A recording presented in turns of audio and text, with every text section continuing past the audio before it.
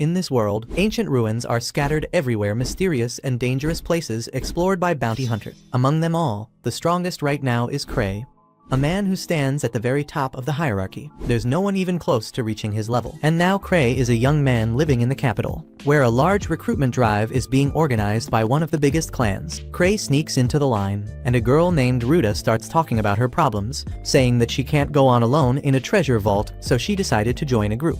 Suddenly, one of the boys in line starts mocking Ruta, saying that a woman like her couldn't get through the White Wolf's lair being at level 3. She gets angry at the man's comments, whose name is Greg, and they both start to get angry with each other. Kray obviously doesn't want to be part of this mess, so he does his best to blend in with the wall behind him. A guard quickly arrives to break up the fight, and soon after, they enter the tavern, and Kray tells Ruta to ask him anything, as he has been to many of these meetings before. She first asked about the most flashy group, and Kray says they are the best clan, led by a blonde playboy named Ark. He is currently at level 7, and with only 5 teammates, he managed to clear a level 7 treasure vault, which means they are all very skilled. Ruta is amazed to hear this, and asks him about the empty seat next to Ark's group. And before Kray can say anything, Greg arrives and asks if she doesn't know that that seat belongs to the famous leader of the Grievers group, who founded the First Steps clan. Greg tells Ruta that the main reason there are so many people there is that the Grievers are trying to find a new member for the first time. Suddenly, a red-haired boy starts yelling at the event organizers, asking where the people from the strongest group are, because he only came for them.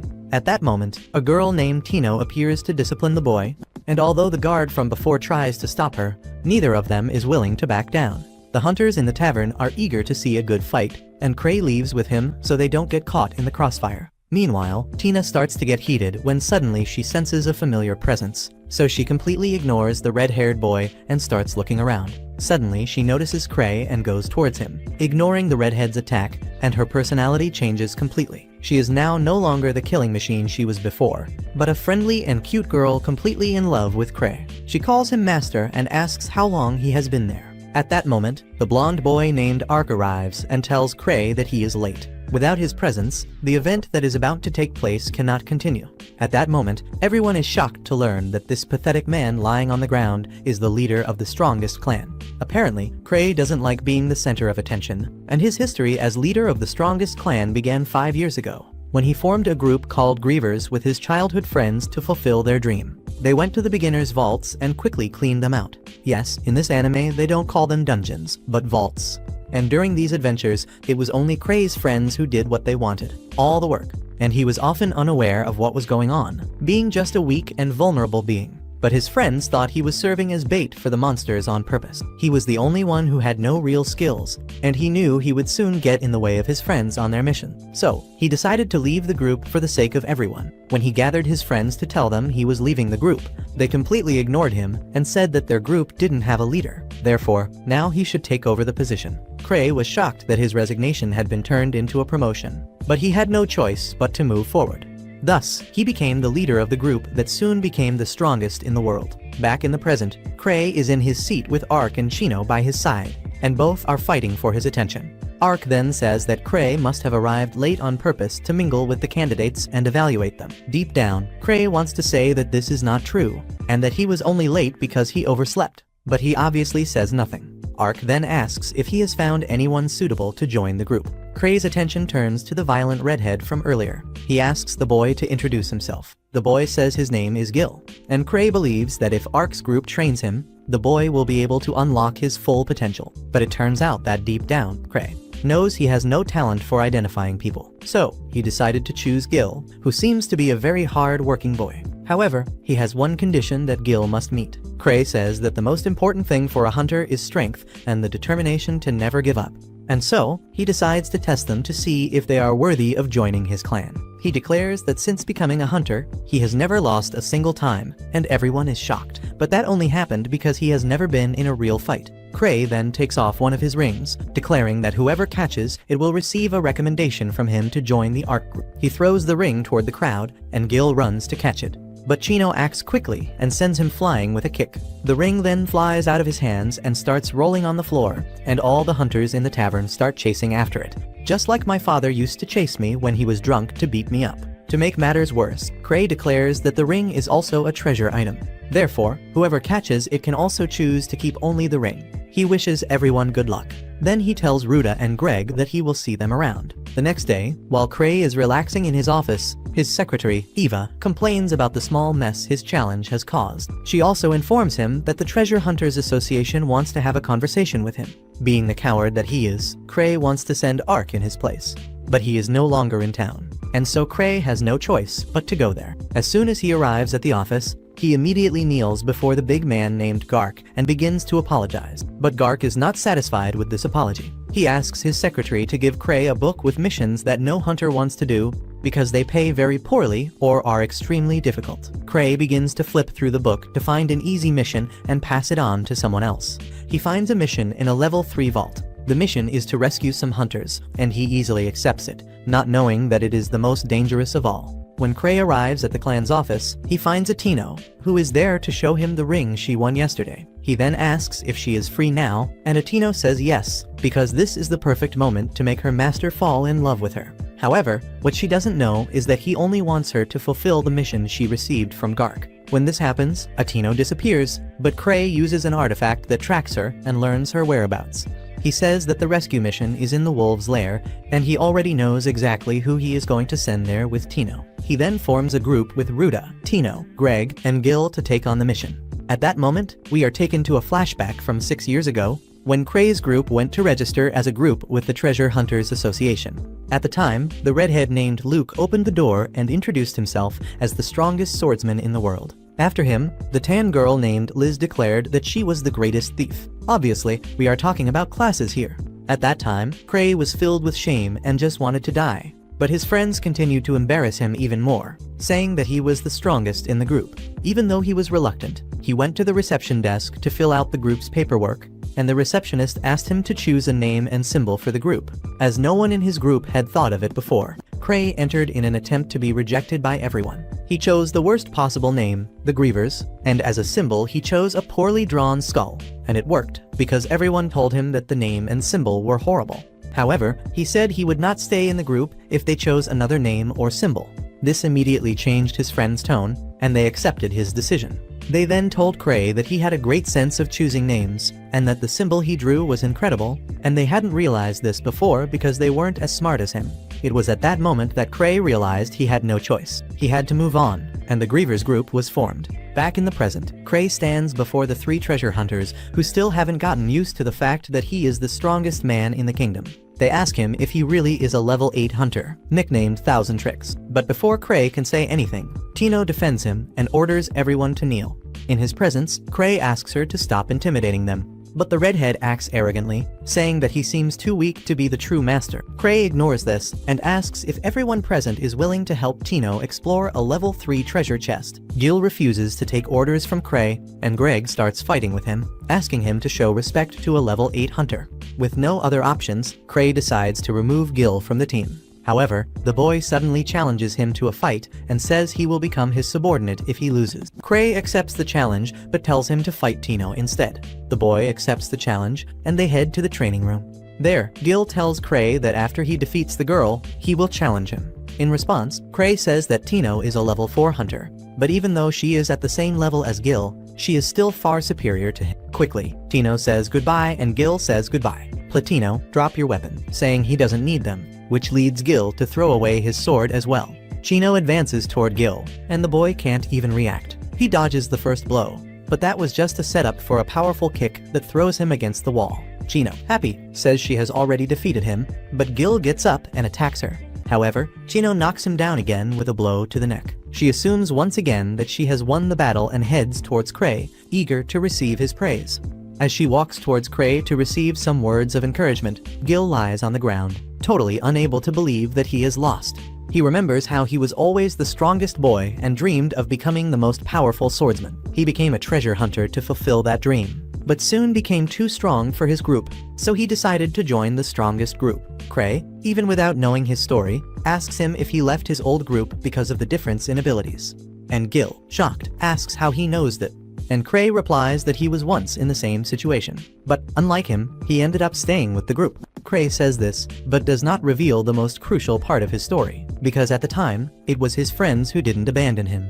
and everyone ends up understanding that Kray was too strong and that he didn't abandon his friends. Suddenly, Kray touches his sword with his feet and his body is covered in flames. And Gil is stunned by this, because he hasn't been able to manifest flames at that level yet. But Kray can do it without even holding the sword. So it is at this moment that the boy accepts that Kray is a monster he cannot overcome. After that, Kray reads the details about the mission, and says that they will be going to a treasure vault to rescue some hunters. The monsters they faced there are ghosts of silver wolves, who used to live in the lair before being hunted. Later, the secretary Eva tells Kray that he shouldn't have sent Tina and those other rookies to a treasure vault. But he says that this is only a level 3 vault. As for Gil's sword, it is so easy to use that even Gil can wield it without knowing anything about it. It is at this moment that we discover that Kray is the greatest lover of relics in the world. He says that the relics found in the vaults are incredible, and that his dream is to have them all. He begins to imagine himself using Gil's sword, and wonders if he should try to buy it from him. However, Eva scolds him, saying that he already has too many relics. But he responds by saying that each relic is different, so he never gets tired of them. Suddenly, he remembers that he needs to charge his relics, so he goes to his guild's mage. And while the mage charges the relic, she and her partner tell Kray about the ghost wolf seen near the wolves' den, which destroyed a caravan that had level 3 guards. In addition, the monsters in the vault have been getting stronger recently, and even a team of level 5 treasure hunters disappeared inside it. Kray is shocked to hear all this. He immediately picks up the mission information page. He hadn't noticed the names and levels of the people he had to rescue when he accepted the mission, and he panics when he realizes that he sent level 3 people to rescue level 5 people. He comes to the conclusion that he sent everyone to their deaths, and when he tells the other two, they are also frightened, but they come to the conclusion that this is how Kray trains those with potential. After that, Kray immediately leaves the room, trying to convince himself that everything will be fine. After all, Chino is a very strong level 4, and Gil is also not to be outdone. Meanwhile, on the other side of the screen, Chino's group is already close to the treasure vault, and the atmosphere has started to become scary. And although she already knew that Kray had taken on a very difficult mission, she comforts the others, saying that Kray brought them together for some reason, which she just doesn't know. Suddenly, they are attacked by a powerful wolf monster wearing armor and carrying a weapon. Chino is terrified because she never thought the monsters there would be so powerful, but she decides to fight to fulfill the mission her master gave her. Back in Kray's office, he feels guilty for sending Tino and the others on such a dangerous mission, so he decides to go and help them himself. He pulls a book from his bookshelf to reveal a secret room where all his relics are kept. Finally, his eyes fall on a small chest containing a very special relic. When he leaves the room with everything, Eva almost mistakes him for a thief, but then she realizes that Kray just wants to help them. However, she notices a forbidden relic around his neck, but Kray hides it, saying he won't use it because it's too dangerous. He then goes to the window and tells Eva that he will be back soon. He activates the power of his robe and flies away at an insane speed. It is at this moment that ignorance becomes a blessing, because the artifact he is using to fly is a rainbow. It has no controls or brakes, and its creator died after testing it. Back in the cave, Tino's group manages to kill another monster far beyond their level, and during this encounter, Gil realizes that the mana in his sword has been completely drained after Kray released the energy from his sword during the demonstration. Greg also seems quite shaken, while Ruta breathes heavily due to, with the effort of killing just one monster, Greg thinks they should go back, as they don't have a group or level suitable for dealing with these monsters. But Chino rejects their plans, claiming that Kray sent them for a reason, and that they cannot disappoint him in any way. She even says that the fact that Gil's sword was discharged may have been part of Kray's grand plan. So she moves forward blindly believing in Kray, and soon they arrive at the objective of their mission, where they encounter several monsters waiting outside, with weapons and bows in their hands. Everyone hides behind some rocks and discusses the plan. Quickly, they decide it would be best to avoid confrontation in the open field and first try to enter the cave. Gil heroically volunteers to distract the dogs, while the others run inside. But Tino tells him that he will be instantly killed if he tries to do so. Gil claims that he still has his legendary sword, and that even without its mana, it is still a formidable weapon. But as the leader of the group, Chino rejects this idea. Instead, she decides that she and Ruta will act as distractions, while Gil and Greg attack the monsters from behind. Together, they push themselves beyond their limits and end up doing very well, managing to defeat the 4 wolves. Everyone is surprised to realize that they are capable of defeating such strong opponents. But suddenly, a few more monsters emerge from the cave, and the group immediately springs into action. While fighting, Tino observes that her team, even though it is temporary, contains people who are very strong in their own classes. And while all this was happening, Tino continues to trust Kray, thinking that he must have thought of all this beforehand, and sent them to this dungeon specifically so that they could gain more confidence. While fighting the monster, Gil remembers the time when he spoke ill of his own teammates because he thought they weren't good enough and that they couldn't keep up with him. Because of this, he left his team, but never thought about how they felt. Even though he considered them all weak, they were trying their best to keep up with him.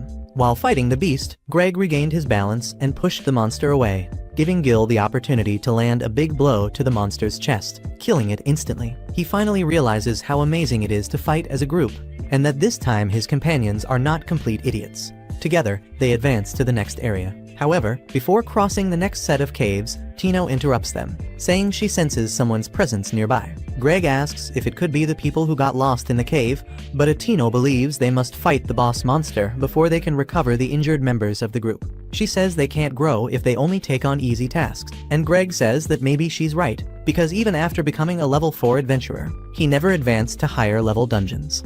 Chino then says that Kray must have realized this immediately, and so he put him in this group, all so that he can face his fear and grow. She turns to the rest of her team, saying that everyone was chosen for a reason, because Kray is a god and a genius who devises the best plans. She also says that he doesn't send people on risky missions randomly. And meanwhile, outside, Kray is going crazy. He starts walking as fast as he can, and because of that, he ends up entering the dungeon like a madman. At the same time, right ahead, Tino and his group finally find the boss monster. Greg thinks this boss is too big for them, but the monster didn't ask for their opinion and just tries to hit them with his axe. They all manage to dodge the blow while running, and Chino realizes that the monster is incredibly powerful and that they need a plan to have any chance of defeating it. She notices that the boss isn't wearing a helmet and suggests that they aim for his head. She tells Gil to block the next attack, while she will try to deliver the final blow. Gil agrees to the plan without hesitation, and they all prepare to try to attack. Following the plan, Gil manages to block the attack with his sword, while Greg attacks him from behind, only to get punched in the face. Tino quickly runs towards the beast, dodging its blows. The monster tries to attack Greg again, and ends up breaking his sword. If it weren't for Tino, the monster would have killed Greg. Tino advances with the monster's axe, heading towards the creature's face. She advances with a leap, but unfortunately the monster is much faster, and ends up striking her. However, she still manages to stab the monster in the back of the neck. Fortunately, their plan works, and even though Chino is wounded, her injury can be healed with a potion. Gil and Greg are relieved to be alive, and Chino returns Greg's sword. But suddenly, she senses something and dodges a spear coming at her from the darkness. They don't understand anything, because the boss should already be dead. However, 4 boss monsters emerge from the darkness, each wielding a different weapon. And it is at this moment that even Chino admits that Kray has gone a little overboard, as one boss was enough for them. However, she doesn't want to disappoint Kray, so she stands up once again. However, she doesn't plan to fight, but to flee. Her plan is to go to a narrow cave, where the beasts couldn't chase them. But one of the monsters immediately blocks the entrance, preventing their escape. Greg and Gil suggest that the girls serve as bait, while they quickly escape through the caves. Ruta tries to argue, but Greg insists, saying that it's okay to sacrifice some so that others can survive. Chino, on the other hand, is not willing to sacrifice anyone, and wonders what Kray would do in this situation. Suddenly, she remembers the magic ring he gave her. She tells everyone to support her. Then the 3 quickly attack the monster, while Tina uses her ring to shoot an air bullet at the enemy. She charges the attack and shoots the monster in the eyes, leaving it completely disoriented. The monster begins to struggle, while Gil tries to deliver the final blow. But unfortunately, he ends up getting crushed. And when Tina tries to help, all the other monsters are already on top of them. And when it seems that all is lost, Kray enters the cave, and blasts the monster against the wall. Chino is surprised to see him there, while Greg realizes that the monsters seem to fear him. One of the monsters tries to attack him, but Kray's protective relics make him immune. He quickly fires a magical explosion using his magic rings, throwing the monster against the wall again. Then he uses a smoke bomb to provide cover and allow everyone to escape, and thanks to his intervention, everyone manages to get away alive. Kray quickly heals Tino's legs and tells everyone to follow him. However, he himself is afraid, as he has no idea what lies ahead. He continues walking with his head down, hoping that no one will notice that he is lost. But the group just believes him and follows in his footsteps. After walking aimlessly for some time, Gil asks Kray if they are heading for the exit. But Kray remains silent, Atino then intervenes, stating that he definitely has other plans, as he is leading them in a completely different direction. Inside, Kray is desperate to escape. He is afraid that Atino is angry with him for sending them on that mission. So, not knowing what to do, Kray just keeps walking. Suddenly, everyone freezes and asks how Kray knew they needed to go in that direction. Atino states that Kray knows everything, and everyone runs to the cave where they find the wounded who got lost in the vault. Kray is surprised to find them there, as he knows he only found them by pure luck. The leader of this group is badly injured, and his name is Erdolf. He thanks them for their help. But Tino tells him to thank Kray, because it was he who brought them there. Kray immediately says it was just a coincidence, but everyone believes he is just being humble. Aruda offers the medicine she has, but she doesn't have enough for everyone. To make matters worse, they are weak, as they haven't eaten in a long time. Fortunately, Kray remembers a relic he is carrying, which in this case is a bag of infinite chocolate. He distributes chocolates to everyone, temporarily saving them from hunger. Greg then starts talking to Rodolph, stating that he would never expect a level 5 group to have problems in this cave. Even Gil comments that the wolf monsters were very strong, but they weren't enough to wipe out a fully equipped level 5 group. Rodolph then reveals that the wolves never attacked them, as they didn't even see them. Instead, an incredibly strong ghost monster appeared and attacked them alone. Rodolph explains that this ghost must be a special monster, as it was powerful enough to control even the wolf bosses.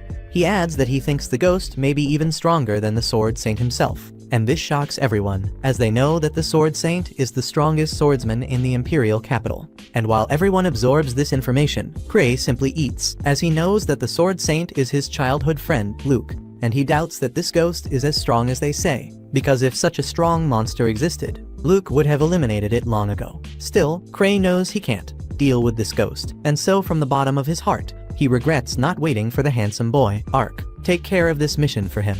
Unfortunately for Kray, everyone inside the cave turns to him, seeking further guidance.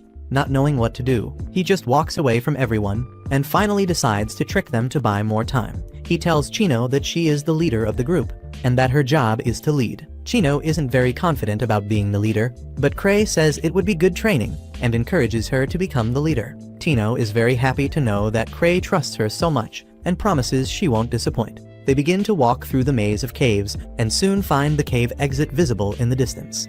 However, this makes them even more anxious, and they become even more concerned about the possibility of the ghost appearing. However, Rodolph tells Atino that he will act as a shield so that they can escape safely if the creature appears. Atino rejects the idea, stating that everyone is returning safely, and that Kray is with them. Suddenly, they begin to hear howls from the wolf bosses coming their way, and this immediately makes them nervous. Tino senses something incredibly strong coming his way, and even Kray can feel the presence.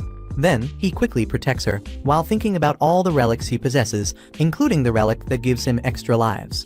Currently, he has 5 extra lives, which means that on the 6th hit, he is practically dead. Unfortunately for them, the deadly ghost becomes visible, and he is walking toward them with a sword in his hand. This scares everyone, but to make matters worse, a second figure appears behind the ghost, and this ends up being too much pressure even for the brave Tino. She starts shaking like a dog and hides behind Kray, begging him to save them. Kray, however, stops worrying and recognizes the second figure and asks what she is doing here. Then, without saying a single word, the mysterious person kicks the ghost so hard that it ends up stuck in the cave walls. The masked woman approaches Kray, asking if everything is okay, and removes her mask to show those who are scared that she is Liz, one of Kray's groupmates. Everyone is amazed that she is so strong, but this irritates Liz, who asks them how they can be monster hunters if they don't even know who the grievers are and what the masks they wear look like. She tells Kray that she came from the city to find him, but when she arrived at the mansion, she learned that he was in a cave helping a certain group. She then asks him to step aside, as she now needs to talk to his student. She immediately goes to Tino, who was hiding behind Kray. Alice begins to humiliate the girl, saying she can't believe Tino is so useless. She complains about Tino, saying she is a stupid girl for not being able to survive such an easy cave. She also complains about the fact that Tino keeps asking Kray for help. Gil thinks this is too much and tries to stop her, but he receives the hardest kick of his life and is also thrown against the wall. Liz then continues to scold Tino until she falls completely to the ground. Unfortunately, Liz has no plans to stop complaining, and Kray is too cowardly to intervene. He waits until Tino gets on all fours and apologizes for her failures. At that moment, he thinks this is too much and finally intervenes, telling Liz that Tino did an excellent job during her mission, all thanks to her excellent training. It is at that moment, Liz completely changes her personality and becomes a sweet girl who asks Kray if she did a good job or not. Kray praises her, saying she is amazing, and she is happy. Suddenly, they realize that the ghost has reappeared from the wall, and behind it is a giant wolf carrying a gun. This angers Liz, who puts her mask back on, and when the wolf tries to shoot her, she moves so fast that time slows down, and she catches all the bullets with ease. Then she jumps towards the beast and kills it with a single kick to the head. She now turns her attention to the ghost who was preparing to attack her. She grabs the sword with her bare hands and knees the ghost in the air and then punches him into the ground. Poor Tino starts crying, and although Kray feels bad for her, he knows he shouldn't get involved, because he doesn't want to be mistreated by Liz. In the end, the ghost finally dies after Liz punches him in the head. After that, Liz finally calms down and runs to hug Kray and tell him she missed him very much. After that, they escape to safety, and the next morning, Gil returns to the training camp and gives his magic sword to Tina, saying that he wants Kray to keep it, as he is going to train from scratch once again, and his dream is to become as strong as Liz one day. But no one believes that he will be able to reach that level. Meanwhile, China thinks about the strange masks that the grievers wear. And obviously, it was Kray who ordered these masks. These masks are completely useless, as they have no opening for the wearer to see what is in front of them. Even so, Kray's friends wear these masks and believe that the masks make them stronger. And after these events, we see Kray starting to look for a slime that should be in a capsule around his neck. He received this item about a year ago from a talented alchemist in his clan. She often gave him her final products to keep, and they were always dangerous items. At the time, she told him that if he was careless with this slime and released it, it could destroy the entire capital by itself. That's why he's so scared that he can't find it. Kray knows that if he thinks too much about this matter, he will end up becoming weaker than he already is. So he convinces himself that this slime does not exist and that he did nothing wrong. He then goes to the clan building. Liz says that the Treasure Hunters Association wants a report on the White Wolf's lair. Kray tells her to send a report to Tino, since she was the team leader. However, Eva informs him that Tino is training with Liz at the moment, and he immediately feels sorry for the poor girl. He then asks Eva if anything important has happened in the capital. She tells him that nothing has happened, but that she will start investigating. However, he tells her that there is no need. He decides to pay Tino a visit and leaves everything else to Eva, who begins to think about how the ace was always right when making some kind of prediction. She believes that since he is concerned about the capital, something serious and terrible will happen soon. Meanwhile, Kray arrives at the training room and finds many grumpy hunters gathered outside the gates. A level 6 hunter named Sven tells Kray to get Ollie under control, as he is the only one who can take on a beast like her. Everyone else needs to practice too. But Sven is more concerned about Tino's death if her training continues. Kray makes a few jokes, saying that everything is fine, but when the training room gate opens, he quickly becomes frightened to see Tino lying on the floor, while Liz is threatening and insulting her, demanding that she get up to take more. When Tino doesn't get up, Liz goes berserk and decides to end her life with a powerful kick. Fortunately, Kray stops her before she can attack, and Liz stares at him menacingly, asking if he is really stopping her. He says yes, with a smile on his face, and says that Tino has reached her limit, so she should let her rest for today. Liz then quickly becomes a cute girl who obeys Kray and promises to let Tino rest. But suddenly, Tino grabs her leg, using all her strength to get up. It turns out she wants to look cool in front of Kray, so she tells Liz she can still fight. Alice quickly prepares to kill her this time, and as the two girls prepare for a second round, Kray leaves the training room because he knows he will die if he stays there. Outside, Sven thinks Kray's big plan is to motivate Tina to become stronger, and Kray lets him believe whatever he wants. After that, they sit down for tea, and Sven comments that, apparently, the White Wolf Den case has not yet been resolved, and that some ghosts are still attacking people at the north entrance. He asks Kray what they should do, but obviously Kray has no idea. In his conscious mind, Kray just misses Ark, because he is better than him at everything. Suddenly, he has an idea and decides to pass the case on to Sven and his team. He sends them to the Hunters Association to meet Gark, and tells Sven to think of it as training. Kray leaves happy, impressed with his quick problem solving, but one of C-Bem's subordinates is not impressed with him. This subordinate comments that despite being the leader, he has never seen Kray do anything worthwhile. However, C-Bem reprimands him, saying that he should not judge Kray so easily, because deep down he is a real monster.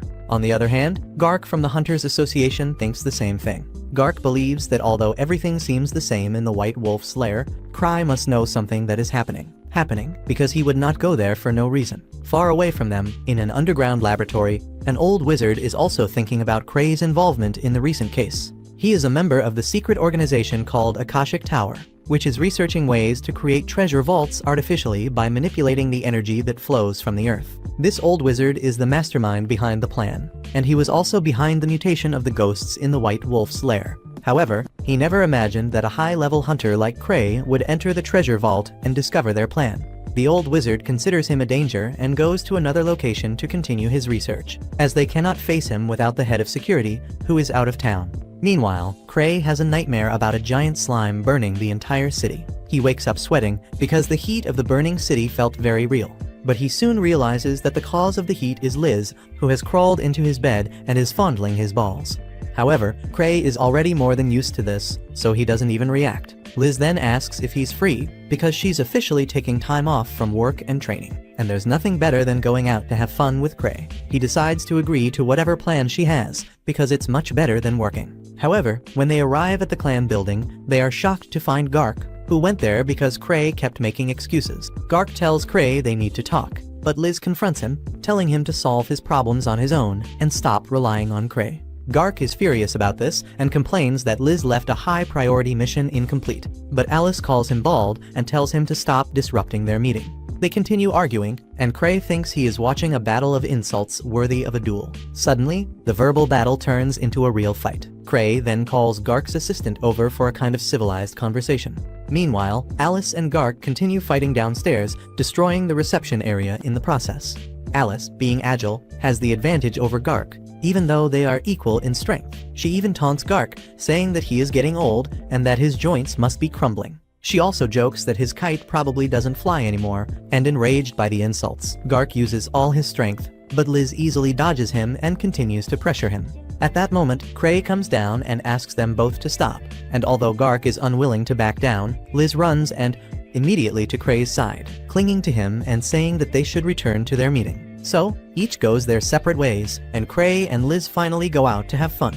He then asks about the level 8 vault she was exploring, and Liz replies that it was a lot of fun, and that the monsters there were she was exploring, and Liz replies that it was a lot of fun, and that the monsters there were the best, but she got bored after a while and came back to see him. Christie's thoughts return again to the slime that got lost, and he wonders if it could really put the city in danger. Liz asks him why he looks so down. He doesn't answer her and asks another question, asking her what she would do if the country were destroyed. Without even thinking, Alice replies that she would flee to a tropical island, and thus she would enjoy her long vacation. Kray is surprised by her positive and carefree attitude, and he comes to the conclusion that he should learn more from his childhood friend. Suddenly, Alice throws her bag at Kray and sets off to defeat a random man on the street. Kray panics and asks what she is doing, and Alice says that this man was stalking her. He says she is being paranoid and asks her to let him go.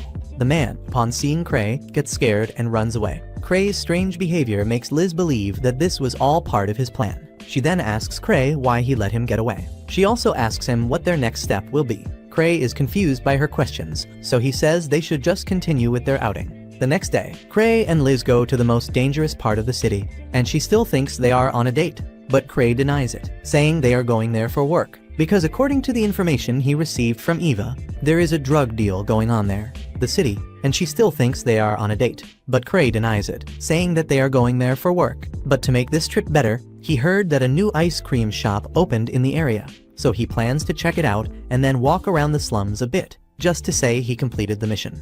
But before that, he wants to visit the ice cream shop first, and Alice gets very excited. However, the shop owner is not excited at all. It turns out that the shop owner is the same man Alice had caught before, and whom Kray let escape. He fears that Kray let him escape on purpose, and that he has now returned to capture him. This man is currently using the ice cream shop as a front for an Akasha Tower research base, and he plans to close the shop immediately. But before he can do anything, the door opens and a redhead named Sophia appears. The man quickly becomes happy, as Sophia is responsible for the organization's security. Outside, Alice grows impatient and tries to blow up the ice cream shop door. But Kray stops her, suggesting that maybe the shop won't open today. Even though she doesn't want to back down, she obeys him, and they return to the clan. Back in his office, Kray asks Liz if she knows when her sister will return. Her sister is the alchemist who created the slime, and her name is Citri. In response, Liz says that her sister may take a while to return. Kray just hopes that Citri will return before the missing slime completely destroys the city completely. At that moment, Eva arrives at the office and informs them that the Hunters Association has formed a team to investigate the White Wolf's lair. According to her, they are taking the case very seriously, to the point of sending a relic specialist to analyze the site. Kray thinks this is an exaggeration, but he is not worried, as he does not intend to go there anyway. Meanwhile, the ice cream shop owner arrives at the Akasha Tower headquarters and tells everyone that Kray has found him. He is terrified because Kray has seen through his disguise. However, he has not yet taken any action. This leaves everyone unsure of what to think, so they ask Sophia for guidance, who proposes to confront Kray and his clan directly. She assures them that they have a chance of winning, saying that even though their main enemy is at level 8, she still believes that the security system she has built is capable of taking on Kray's clan. At that moment, an old wizard from the organization gives her permission to act, recognizing that they should not avoid this battle forever. The next day, the Kray clan's building is crowded with adventurers, and upon entering, Chino is shocked by so many people and asks the young man what is going on. He explains that everyone has gathered to investigate the White Wolf's lair, and Chino thinks this is an exaggeration. But the young man says that Kray planned to send Ark first, which shows that this case is more serious than it seems, because sending a level 7 hunter like Ark to a level 3 treasure vault is the greatest proof that something unusual is happening there. So, since they cannot send Ark and his group, the association and the clan decided to gather many hunters to compensate. Soon, Kray and Eva arrive, and Kray asks if it's all a party, and Eva clarifies that everyone is going to the White Wolf's lair. She explains that since Kray mentioned Ark, she gathered several people to serve as substitutes. Kray is shocked and suggests reducing the number of people, as this would cost less money. However, this only terrifies everyone. Thinking they are being sent to their deaths, Eva tries to calm the situation, suggesting that Kray must have something important to say, but he has nothing to say. He tries to explain that the mission is not as dangerous as it seems, but the hunters refuse to believe him. He then asks Eva about the rewards and discovers that the place has released extra funds to ensure that everyone is well paid. With that settled, Kray leaves it up to the hunters to decide what to do, and they are pleased to be able to go in a large group. At that moment, Liz appears, saying that everyone there must love to reverse gear on a thick piece of log. She says that Kray's challenges are meant to make people stronger, but no one there seems to want to become as strong as she is. She then tells Kray that she will accept the mission, but that she needs Tina to go with her. However, Kray is forced to refuse her offer because he doesn't want to put Tina's life at risk, nor does he want the morale of the others to drop. He warns that everyone present will go on the mission, so Eva suggests that he take command of the group. Kray is surprised to hear this, and all the adventurers feel relieved, thinking that their safety is now guaranteed. Kray, realizing that he can no longer back down, simply promises to help them. However, he will arrive in the middle of the mission. Until he arrives, Sven, who is already in the White Wolf's lair, must take command. Before they leave, Kray warns one of the hunters to be careful of the slimes. The man doesn't understand anything and thinks Kray is just mocking him. So, the group of hunters advances toward the vault, unaware that they are actually heading to one of the secret bases of the Tower of Akasha. At the same time, the leaders of this evil organization believe that Kray has sent several hunters to deal with them. They are now all undecided about how to react. Then Sophia suggests attacking the hunters before they are ready. She explains that the defense system was designed to fight the most powerful hunters, and that only the entire Kray group working together could defeat them. However, at the moment, only Kray, Liz, and the alchemist Citri are near the capital, and Sophia already has plans to deal with Kray and Liz. And Citri is the only one she doesn't have a definitive strategy against. However, Sophia herself has a personal feud with Citri, so she declares that she will defeat her. Sophia says that Citri discovered her master's theory on creating new treasure chests, and she is also trying to replicate it. She states that they cannot let this happen, and asks the wizard for permission to use all her firepower against Citri. The wizard grants permission and appoints her as commander of the tower's forces for this battle. Meanwhile, Sven and his group have found nothing unusual. But Sven believes that Kray sent them there for some special reason. Suddenly, he receives a call. He asks his teammate to blow the emergency whistle, alerting all the other hunters.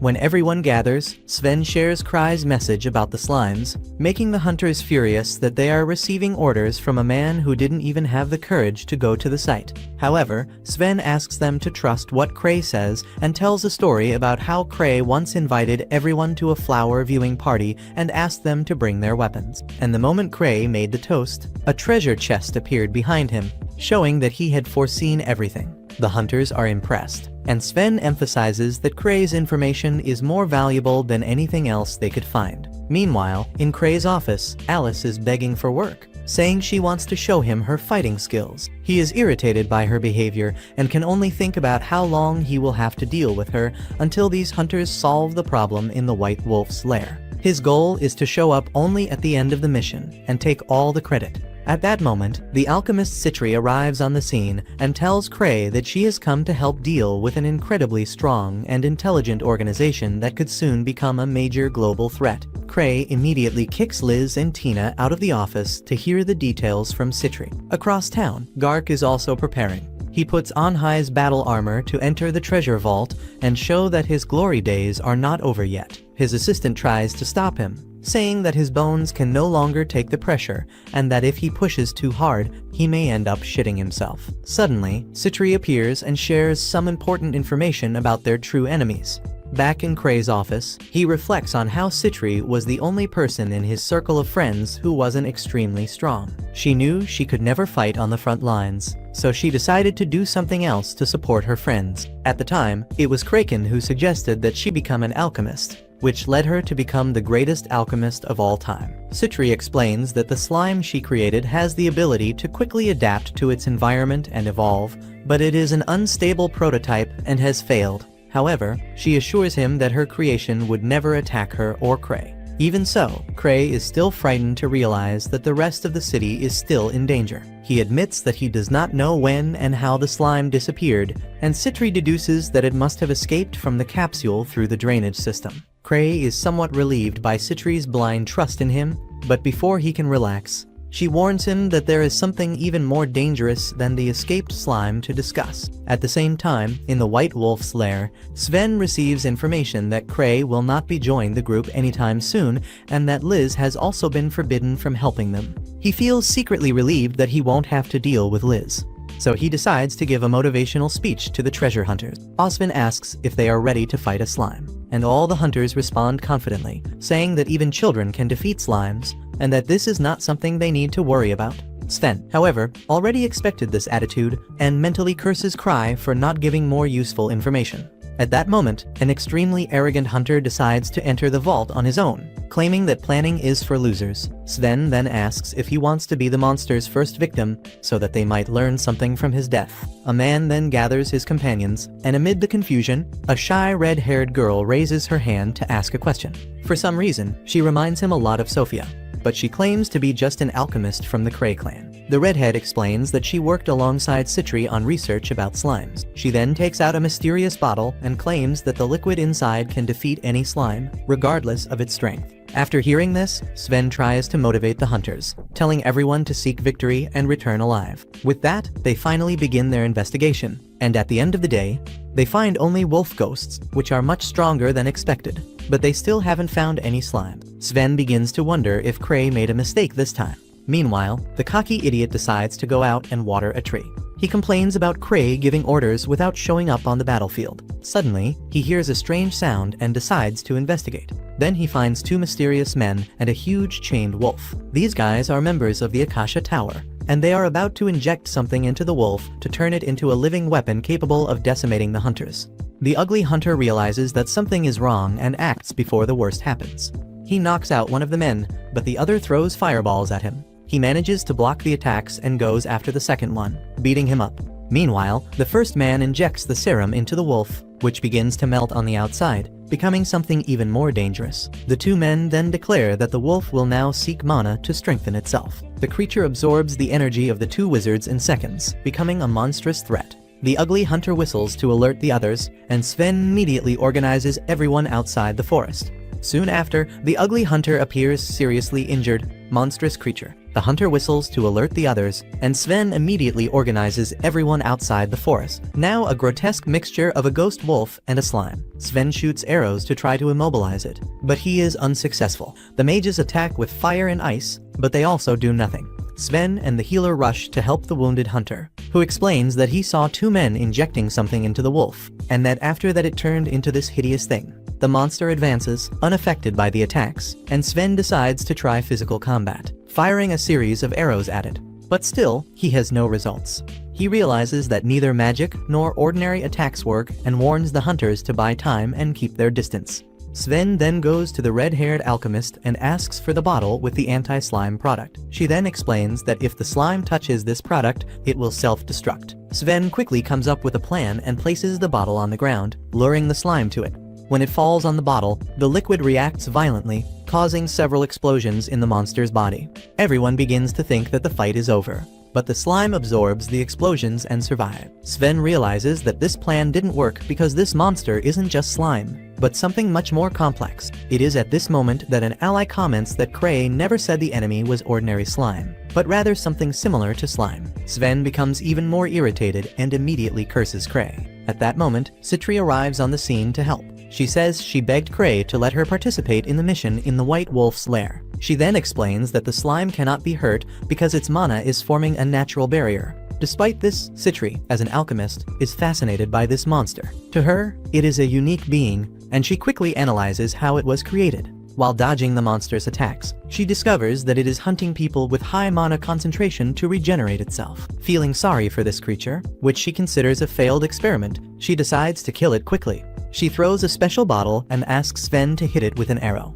Sven, showing his legendary accuracy, shoots and hits the bottle right on the monster's head. The liquid inside is an anti-mana material that nullifies this slime's defenses. At that moment, Gark arrives at the scene fully armed, surprising Sven. Citri explains that she asked Gark for a ride because, unlike Liz, she cannot simply run off into the forest.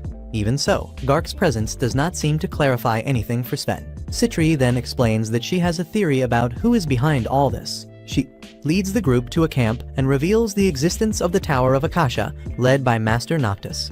The hunters comment that Noctis was banished from the Imperial capital a long time ago. But Citri then asks them if they really believe that banishment solves anything. She explains that the vault where they are is the base of the Tower of Akasha, and Talia suggests that the tower must have valuable equipment hidden there. And Citri agrees. She states that the organization is preparing for war and that they need to act quickly. She is determined to stop them, and to do so, she asks everyone to follow her. She says she is not Kray, but she will still do her best. Later, Wilivrion prepares for battle. Citri is praised by Sven's assistant, but he asks that no one underestimate this girl, as she uses her weakness to her advantage to win by any means possible. In this sense, she is a monster like the other grievers. On the other hand, Alice is squeezing herself into Kray's lap, as she asks him to let her help Citri because her sister is very weak, but he refuses to let her go. At the same time, in the depths of the White Wolf's lair, in the Akasha Tower hideout, we see some extras reading an instruction manual left behind by Sophia. She wrote that they should release the captured ghosts one by one, but the men disagree with this because it will be too easy for the hunters to defeat them. And although their master has given Sophia full authority, the men believe that a woman cannot know anything about war, so they must take control of the situation. Therefore, they decide to ignore her instructions and release all the ghosts at once. Outside the cave, Citri and the other adventurers are interrogating the two members of the Akasha Tower they captured. Citri promises to release them if they can tell her the location of their master Noctis, but the two idiots are ready to sacrifice their lives for their master. However, this was just a mean question from Citri, as she only wanted to confirm that Noctis was indeed the mastermind behind the entire operation. She tells the two prisoners that she can make them talk the easy way or the hard way. They refuse to talk, so she takes a truth serum to use on them, saying that for now, this will be the easy way. The men say that manipulating the minds of others is against the law, but Citri doesn't seem to care about that, and even Garqui sides with her. In the end, she assures everyone that she was just playing mind games and that her truth serum is just juice. She drinks it all, and suddenly, a thunderous roar shakes the camp. Everyone goes outside and find a giant wolf slime coming toward them. This time, the creature is red and faster than the previous one. Citri then says that they will need to analyze the barriers around the creature in order to destroy it, and to do that, she needs them to buy her some time. and despite being terrified, the people do as she says, and the monster quickly blows her shield to smithereens. Citri then orders the wizards to attack the creature from all sides, and thus she discovers that the creature's magical barrier makes it immune to combat attacks with the monster, hand to hand. So she wonders how they can deal with this when suddenly a blue wolf slime appears, and everyone panics and thinks they should retreat immediately. But Citri says she didn't know that the Akasha Tower had idiots in charge, since they were supposed to be an organization of researchers. She tells everyone to stop attacking and retreat to a safe place, and when they do so, the two monsters face each other. They then begin fighting. Citri explains that slime wolves go after enemies with the most mana, which causes them to attack their own teammates. Soon, more slime wolves appear and start fighting each other, and the two prisoners are shocked to see their powerful weapon fail. Back at the base, Noctis lectures the idiots who made this mistake, because the idiots didn't stop being stupid, even after seeing the first two monsters fighting each other. Sophia contacts contact with them via a communication device and tells them that they can't do anything against the monsters right now. However, she tells everyone that the situation outside has changed, because Citri and Gark have joined the hunters. Noctis panics when he hears Gark's name, but Sophia says they still have a good chance of winning. She says retreating is not an option, because the hunters have two of their men as prisoners, and even if they don't say anything, Citri will discover the location of their base sooner or later. She says they must lure the enemy and then destroy them with a master trump card. First, she plans to use a very strong beast to overwhelm the hunters. But since that beast is still being trained, someone needs to take control of it. She tells the idiot named Flick, who messed up the last task, that this is his chance to redeem himself for his sins and show his full potential. Flick is provoked by her words and swears before Noctis that he will lure the hunters to their base. Back at the treasure hunter's base, Talia watches Citri busy at work and begins to think about how Citri has always been a genius who had no competition. She was extremely motivated and hardworking, and Talia always felt insecure about being in her shadow. Suddenly, Sven approaches her and pulls her out of her thoughts. He starts talking about how her anti-mold medicine didn't work on the previous monster because it wasn't a slime. He says that Kray should have given them more details, so he quickly changes the subject and asks why the two prisoners are looking at her. Talia says she has no idea why, and Sven asks her to scream if anything happened. Shortly after that, Citri discovers the location at the base of the Akasha Tower by analyzing the terrain and mana flow in the region. Everyone is surprised, and then Citri asks the prisoners if her guess is correct, and their panicked reactions are enough to confirm her theory. They immediately call out to the redhead, calling her Sophia and asking her to free them. The hunters wonder what they are talking about, and Citri says that Sophia is her enemy and a student of Noctis. She has been trying to find her for a long time, but has never been able to find more than a trace. Therefore, she believes that capturing Sophia and Noctis is absolutely necessary to destroy the Tower of Akasha, and plans to settle the score with Sophia once and for all. Not far from them, Kray, Liz, and Tino are approaching the base. Basically, Liz dragged him here, and Kray believes he will die because his relics are not fully charged, and he also does not have enough safety ring. Back at the camp, the hunters are heading to the box tower base, and the ugly hunter tells Citri that if he had believed Kray's words earlier, he wouldn't have lost his arm. He is now eager to learn more about Kray, and Citri tells him that he is a man who will one day become a level 10 hunter. The ugly man is surprised to hear this, but after everything that has happened today, he has faith that Kray is someone very strong, and Citri tells him that Kray is strong. However, even if he were weaker than a rabbit, he would still be the best treasure hunter among them. At that moment, lightning flashes through the clouds, attracting everyone's attention. The next instant, a powerful bolt of lightning is fired directly at Citri. The spell was fired by the man named Flick, who is riding the flying lion monster. He boasts about his supreme spell that can kill anyone instantly. All the hunters are knocked out, and he says that now he will prove that his master is better than Sophia. However, to his shock, Citri suddenly gets up and says she is used to this level of spell because she has faced worse things in a high-level treasure chest. Flick panics because this spell was instant death, but Citri shoots herself with a water pistol, instantly healing herself. She then attacks Flick and knocks him down. But before she can finish him off, the lion monster knocks her down. But just as she attacks him, Gark appears and cuts the monster in half with his axe. And Citri continues to heal everyone with her little water pistol. Back at the base, Noctis is furious because the idiot Flick only took one of the monsters with him. He should have taken them all. His subordinates tell him that Flick's final attack was useless and that the hunters are still coming towards their base. They suggest that Noctis flee while they hold off the hunters, but he opposes this idea. He declares that he still has one trump card, Sophia, and until they have both lost, he cannot abandon the base. He says that watching over his disciples' battles is his duty, and everyone is moved to tears. Noctis orders them to continue fighting with all their might, and his subordinates swear that they will win. Meanwhile, Sitter and the others find the entrance to the Tower of Akasha, but Cybum thinks they shouldn't go in unprepared. However, Gargly says he is all the preparation they need. He asks Sitter and Cybum to trust him and enter the cave, as he wants to show Liz how strong he is. So, they advance toward the cave, but the members of the Akasha Tower are ready to face them with their flying lions. However, this is just a ploy to buy time while Noctis activates their trump card in his laboratory. He presses a few buttons and suddenly a stone statue shatters and a golem emerges from it. Noctis says that this is the Akasha Tower's greatest weapon, and he is confident that his enemies will not be able to defeat it. The golem goes out of the cave, where Gark is ready to fight it. Seeing their best fighter cornered, the members of the Tower of Akasha decide to go on the offensive. They fly well above the reach of Sven and the other attackers. And while everyone is busy fighting or waiting for their turn, the two prisoners try to cut the ropes that bind their hands.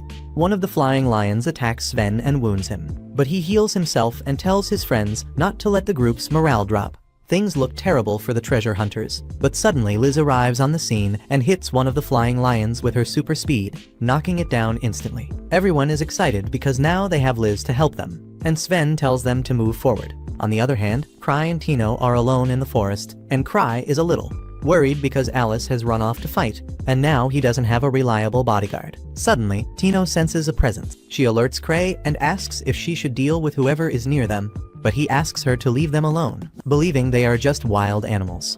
However, the people Tino sensed are the prisoners of the Tower of Akasha, and they are confused and wonder why Kray is leaving them alone, since they are enemies.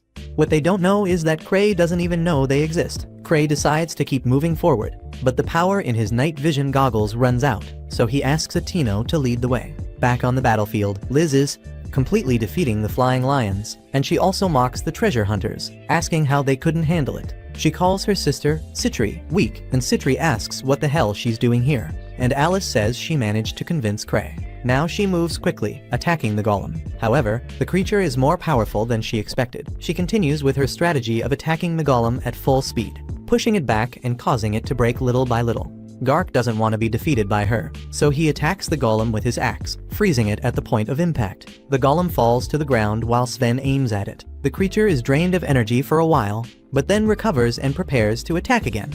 Gark swings his ice axe at the golem, but now it dodges the attack and jumps high above him. No one can believe that this creature is so agile, and it reminds them of a companion of Kray's, who is almost the same size as the golem, and is just as agile. Liz wonders if this golem was modeled after her friend, but it doesn't matter, because she just needs to destroy it. She jumps to attack it, but the golem reveals a cannon and fires it at her. The energy bullet grazes Liz's belly, and she is forced to move away, because she is not good at dealing with long-range attacks. She keeps running while Golem shoots at her, and Citri thinks it will be easy to destroy the golem, even with her sister's offensive power. Therefore, she must try to drain its battery. Liz takes this personally and attacks the golem to prove she can defeat it. She hits the golem with a powerful combo that knocks it down, while Gark helps with his attacks. However, the golem uses thrusters on its back to fly away, and Liz gives up on defeating it. At that moment, Kray arrives on the scene and asks everyone how they are doing. He is not bothered in the least by the giant golem in front of them, and now everyone is sure that the fight will end, since the strongest hunter has arrived. Suddenly, the golem starts flying towards Kray, and Tina clings to him in fear. However, Kray continues to act normally, and suddenly, the golem is defeated before he can touch Kray. The golem loses its strength when it hits the wall. Everyone asks what kind of secret move Kray used this time, but what they don't know is that Kray didn't even see the golem coming toward him, because his lenses ran out of mana. He asks Chino why everyone is acting like something big has happened, but she says nothing. Thus, the fight finally ends, and the treasure hunters invade the base of Akasha's tower, confiscating everything they find along the way. Kray receives a report from Citri, who thanks him for sending Liz to support her at the right moment. However, the fight is not over yet, and she plans to destroy Akasha's tower personally from within. On the other hand, the two escaped prisoners meet up with Noctis and the others who fled the base after losing the battle. The two men are certain that the alchemist Rui is among the treasure hunters. It is Sophia, and they tell Noctis that she has infiltrated the enemy base, so she may be able to do something for them. However, Noctis no longer has the courage to fight Kray, as he cannot imagine what will happen next. He decides to leave the Empire and asks his men to call Sophia back. Meanwhile, Kray attends a meeting with Gark and a government official who wants him to tell them everything he knows about the Tower of Akasha. But he knows nothing and tells them exactly that. He asks them both to talk to Citri about it, as she was in charge, and the government official becomes nervous upon hearing her name. 3 years ago, there was a mass prison break, and all evidence pointed to Citri. As a result, she was demoted to the second tier and her title was also revoked. However, Gark personally intervened to prove her innocence. Since then, government officials have avoided her. Back at the makeshift base at Akasha Tower, Noctis' disciples have captured Talia and brought her to him. She is very afraid of them and asks what they are going to do with her, and Noctis asks her to give up the act. However, the girl continues to insist that she is not Sophia. And when a flying lion appears hostile towards her, Noctis realizes that she is telling the truth. At that moment, the real Sophia appears with a bottle of wine, and everyone is surprised. Sophia, however, does not react even after seeing her doppelganger, and tells Noctis that they look identical. But there is a noticeable difference between them. Suddenly, she takes off her wig and cloak to reveal that she is actually Citri, and everyone panics.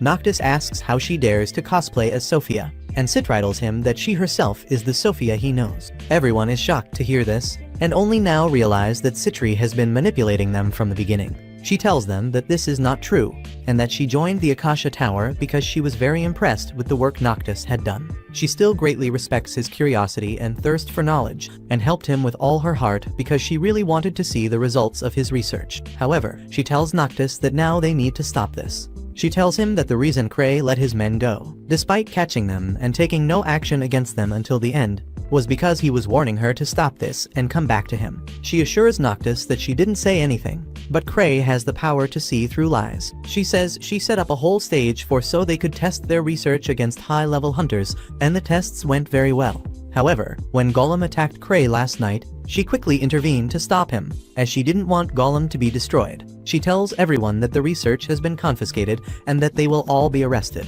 But she will keep the research going. And since the person named Sophia never existed, she will never be found, and all the blame will fall on Noctis. Citri then goes to her assistant, saying that her unique red hair stood out in the crowd, so she borrowed her appearance. The girl starts crying and breaks down. And then the disciples of the Tower of Akasha try to attack her. But Citri commands the flying lion to help her, and everyone backs away. Noctis, however, uses a powerful fire attack that kills the lion. But Citri is unharmed because she prepared for this. She also found the slime that Kray had lost, and it absorbed the attack to protect her. Suddenly, the slime begins to eat the lion's body, while Citri explains that this is her best work, as this slime can grow constantly by eating mana. Noctis panics upon hearing this, because it means that the slime has the potential to devour the entire earth. And Citri says she just wanted to test its performance against a powerful wizard like him. Suddenly, her disciples activate a smoke bomb and tell him to run away, while they hold off the slime. However, when Noctis is running away, he bumps into someone very muscular at the door and falls down the stairs. Noctis is terrified when he sees him. Then Citri appears, saying that she wanted to become stronger to match the rest of her friends. But creating golems is time-consuming and expensive, so she decided to create a pet chimera. To do this, she broke into a high-security prison and used all the escaped criminals as raw material to make this chimera. Noctis realizes that he is facing the most cruel person he has ever met, and Citri puts on her mask and says that he will become excellent raw material for her. The chimera kills the old man, and everyone else is arrested after Citri erases their memories. She also erases her assistant's memories and reveals to Kray that everything ended very well. She says she will be more careful when handling the materials next time. But he doesn't quite understand what she is talking about, and just agrees with everything. Shortly after that, Kray and Citri meet with Gark and government representatives to discuss the items confiscated from the Akasha Tower base. Kray says he would like to keep the Akasha Tower golem, as well as those other pieces of junk. The government officials are shocked, and although they understand why Kray is asking for the golem, they ask why he wants the other dangerous things. Kray doesn't have very good hearing, so he simply replies that he wants everything, and everyone begins to worry about his mental health. In the end, the officials agree to deal with everything except the golem. Citri then thanks Kray for negotiating on her behalf, and immediately goes to fetch the fearsome flying lions. Meanwhile, Gark approaches Kray with troubling news. He reports that a group of treasure hunters, led by a famous level 7 hunter, has recently arrived in the capital. Their leader is named Arnold, but Kray does not know who he is. Gark then laughs and says that Arnold is someone who killed a dragon. He pats Kray on the back and asks him not to cause trouble with Arnold. And since Kray is very weak, this simple pat was strong enough to destroy one of his safety rings. After that, Gark leaves, and Kray notices a poster for the big relic auction that will take place soon. Kray really wants to attend the event, as it usually has the best and rarest relics. But unfortunately, he doesn't have much money in the bank. He begins to wonder if he should borrow money from Sitter, even though he has never paid back the money he borrowed from her. At that moment, a receptionist approaches him and introduces herself as Chloe, Gark's niece. She comments that her uncle seemed to be in a good mood at that moment. Then Kray says that they were talking about a new guy. He mispronounces Arnold's name completely. Citri arrives at that moment, and she leaves accompanied by Kray, passing by Arnold's group and his other treasure hunters on the way. When they reach a private room, Citri reveals a cute baby, a very powerful creature that she has trained not to harm her or even Kray. The baby jumps on Kray to play with him, but even the simple touches of this creature are strong enough to break Kray's security rings. Fortunately, Citri takes it away before Kray loses all his security rings. Kray then stops worrying about this creature. After all, he needs to carry his relics. However, he discovers that the mage of the group could not return home because they are facing a very strong boss monster in the dungeon. Fortunately, at that moment, Citri gives him a special relic that can save a spell for emergencies. Kray already has one of these, but Citri asks him to keep this relic and perhaps use it on the ring finger of his left hand. After that, she gives Kray a massage on Kray. When Kray tells her that his relics are out of mana, she asks him to leave everything to her. Citri gathers all the treasure hunters and tells them that today they will have special training in magic cultivation techniques created especially by Kray. She warns them that it will be difficult training, but that those who complete it will become magicians of the same level as Lu. Everyone is shocked to hear this, but since Citri said that Kray invented this method, they believe her. Suddenly, two elves stand up, wanting to test these new methods. Chris belittles Kray, telling him to greet his sister properly, as she is much better than him at everything. But Lapis asks Kray to behave, but even she doesn't have a very positive opinion of Kray. He knows that elves live long lives and have exceptional talents when it comes to magic, so they despise anyone who isn't a great wizard. Lapis asks Citri if she is sure that this training can turn anyone into a mage like Lucia, whom even the elves respect. Citri replies that she is, and explains that Lucia became strong through similar training. Suddenly, a mage from Sven's group named Mary volunteers to be the first, even though she is very nervous about the training.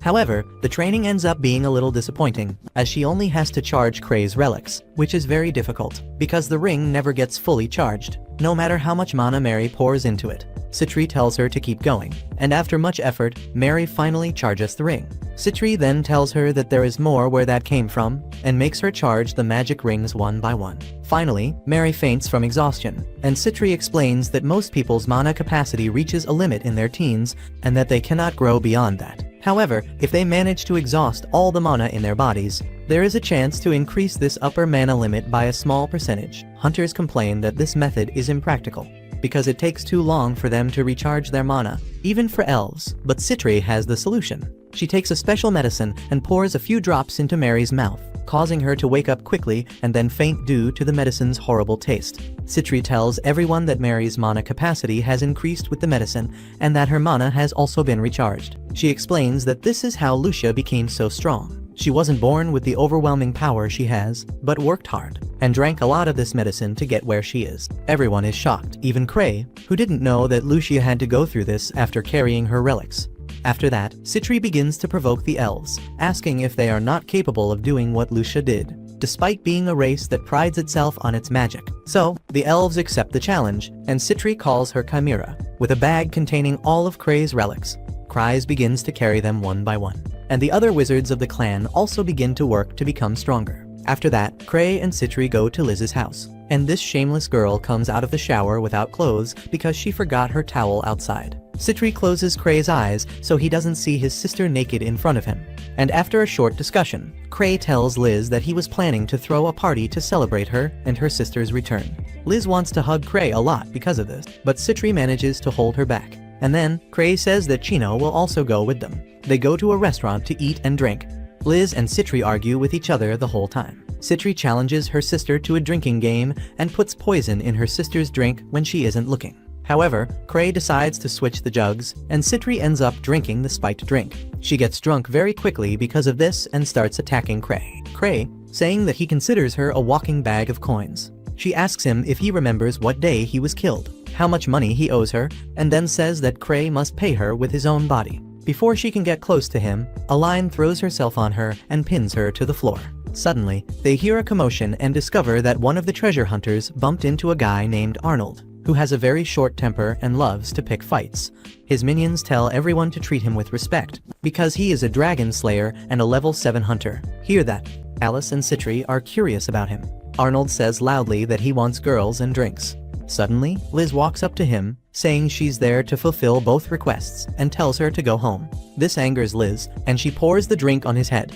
Everyone is horrified by this, and suddenly, Liz, furious, smashes the jug on his head. She calls him weak and unworthy of being an S rank. Arnold can't even react, until Kray arrives and takes Liz away, apologizing to Arnold, saying she is drunk. The next day, Eva tells Kray more about the hunter Liz attacked yesterday, and says that their group was clearly at fault for attacking without provocation. She says they should apologize to Arnold and his group, because he did indeed defeat a lightning dragon, and they should not make him an enemy. Kray hopes that Liz's blow was strong enough to make him forget what happened, but Eva asks him to arrange a meeting with Arnold and asks Gark to act as a mediator. And speaking of Arnold and the lightning dragon, Kray suddenly says that the dragon would surely taste divine if grilled properly. Eva is shocked to hear this, as the entire body of a dragon can be used as a precious ingredient, and no one in their right mind would dare to eat it. Kray tells her that Citri once prepared a dragon steak for him, and that it tasted very good. He reflects on how good lightning dragons must taste, and then asks Eva not to take him seriously, because he is just craving meat. On the other hand, Arnold's minions are angry about the treatment at the bar, but Arnold is forced to admit that Liz is really very strong, but he doesn't want to let the matter go so easily, so he takes his team to the guild. The receptionist there asks if they are here to file a complaint, as she has heard that they were assaulted at the bar. A man with a strange hairstyle tells her that they are not here to file a complaint, but to find out the name of the girl who attacked their boss. At that moment, Gark arrives and tells Arnold that the girl he is looking for is named Liz, and her nickname is Suffocating Shadow, a very peculiar name that was given to her because of the speed and silence of her movements. Arnold asks him who the hell he is, and Gark introduces himself. He says he knew Arnold's group would be arriving in town soon, and that he had already warned Liz's guardian, but apparently he forgot. This makes Arnold's minions even more furious that someone forgot their boss. And then, Gark says they must have seen Kray at the bar. He says that despite his laid-back attitude, Kray is actually a level 8 treasure hunter, affectionately nicknamed Thousand Tricks. The minions are terrified to hear this, but Gark calms them down, saying that Kray does not tolerate bullying. As long as they don't do anything wrong, he will probably keep Liz under his control. Then he says that Kray actually sent them a message and takes a small note out of his pocket. The note says that a lightning dragon must be very delicious, and that Arnold should bring him some of the dragon's meat. After delivering the message, Gark leaves. But now Arnold is furious. He interprets the message as an insult and a challenge, and tells his men to prepare for a fight. Meanwhile, in his office, Kray tells Eva that his debt to Citri has reached 10 digits, and she panics upon hearing this. Kray waits for her to calm down, and says that Citri has suggested 2 solutions. The first solution is to send her to jail, which will erase the debt issue. But Kray obviously can't do that. The second solution is for him to accept her as his fiancée, as this would be a family expense and would not incur further debt. Kray then jokes that perhaps marriage is the only way to erase her debt, but then asks Eva not to be angry, promising that he will pay everything. She tells him that if he doesn't accumulate more debt, he will be able to pay Citri with the income he receives from his group, but that will be difficult, as the big auction is coming up. At the same time, Arnold's minions are trying to find information about Kray, but all they can find out is that he has the ability to see the future, and that he doesn't even go on missions anymore because they are too boring for him. They return to base and tell Arnold, who says that this is all nonsense, and that people have made these things up because they don't know the truth. However, he can't deny these rumors because Kray is a level 8 hunter, so he thinks Kray must be a strategist who achieved this rank by commanding his group.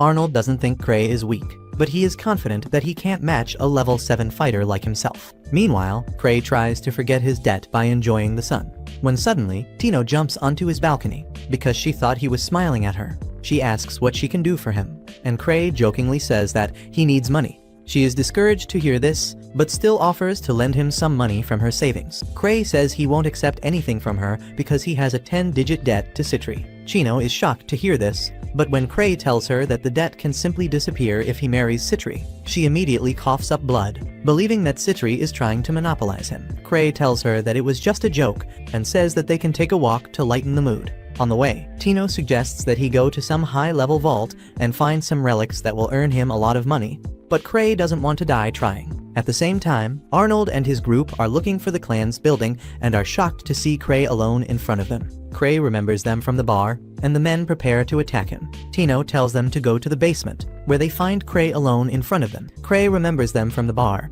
and the men prepare to attack him. Tino tells them to go to the basement, where they find Kray alone in front of them. Tino tells them to go ahead, but they ask her to step aside because they have nothing against her. Suddenly, Kray apologizes to the group for what they did and says he is ready to surrender if they want. But unfortunately, Tino can't allow that to happen. But Kray silences her, saying that they really shouldn't fight here. Tino then tells the group that Kray doesn't want to fight them because he's worried about accidentally killing weak people like them. Kray tells her to stop, but she doesn't and continues to insult Arnold's team, which makes them all very angry. And Arnold ends up rejecting Kray's offer to end things peacefully. And then Kray says that if they are going to fight anyway, they should do it the right way. He goes to the middle of the main street and gets everyone's attention, hoping that some of his clanmates will show up, but there are none around. One of the men tells him to stop wasting time, and Kray tells him to be patient, calling him by a random name, and the man is shocked, because apparently he said his real name. He asks Kray how he knew that, and Arnold tells his companion to stop falling into the enemy's trap. He confronts Kray, saying he knows he reached level 8 because of luck and the power of his friends, and reveals that he knows he is very weak on his own. Tino is offended by this. She tells Arnold that she will not let anyone speak ill of her master. Arnold her determination, but knows she is no match for him. Tino turns to Kray, asking for permission to fight for her honor, and Kray, as if it were a joke, tells her to go ahead. This makes even the great Arnold nervous, as he thought Kray would do something smarter and prevent the girl from fighting. But he says that since Tino wants this, he will respect her wishes. Tino begins to attack Arnold, who simply blocks her attacks. Meanwhile, Kray looks around to see if anyone strong from his clan is arriving. Tina tells him to keep his attention on her. Then Kray starts cheering her on, saying that she will surely win if she tries hard. This makes Arnold furious, and he knocks Tina to the ground, and then asks Kray who he thinks he is. Kray says he is no one special, but that he will not let anyone harm his people. He takes the unique relic Lucia gave him and decides to use it to subdue Arnold. He remembers the time he asked Lucia to create a powerful long-range spell that could defeat an enemy without hurting them, and that would also not hit any bystanders. Lucia told him that this was an impossible request, but in the end, she created the spell Kray needed. Now, he uses this gravity magic to pin Arnold and his men to the ground. Arnold asks if he is a wizard, but Kray says he doesn't care about any class. He releases the strip from the effect of his spell and tells Arnold that if he wants to fight again, he must follow the proper procedures, as he is challenging a clan master. So the proper way to do this is to first defeat the 3 strongest groups in his clan, and only after that can he challenge him again. And these groups are led by very powerful people, like Ark and Sven. Arnold starts screaming, cursing Kray's life, but then he loses consciousness because of the spell. After that, Kray takes Tina out for dessert. She feels bad for not being able to meet his expectations. He tells her not to worry about it, but she asks him to tell her the location of a chest of precious relics so she can retrieve them for him, and that way he can pay off part of his debt. Meanwhile, Liz trains with a golem made by Citri, but is disappointed because it is only a replica, so she asks Citri to bring the original. But she says that the original is with the investigation department. She tells Liz about how Tino fought with Arnold, and says that it must have been a difficult fight for poor Tino. Citri says that Kray helped in the end, and asks her sister if they should take care of Arnold's group. But Liz believes they should leave them alone, unless Kray orders them to.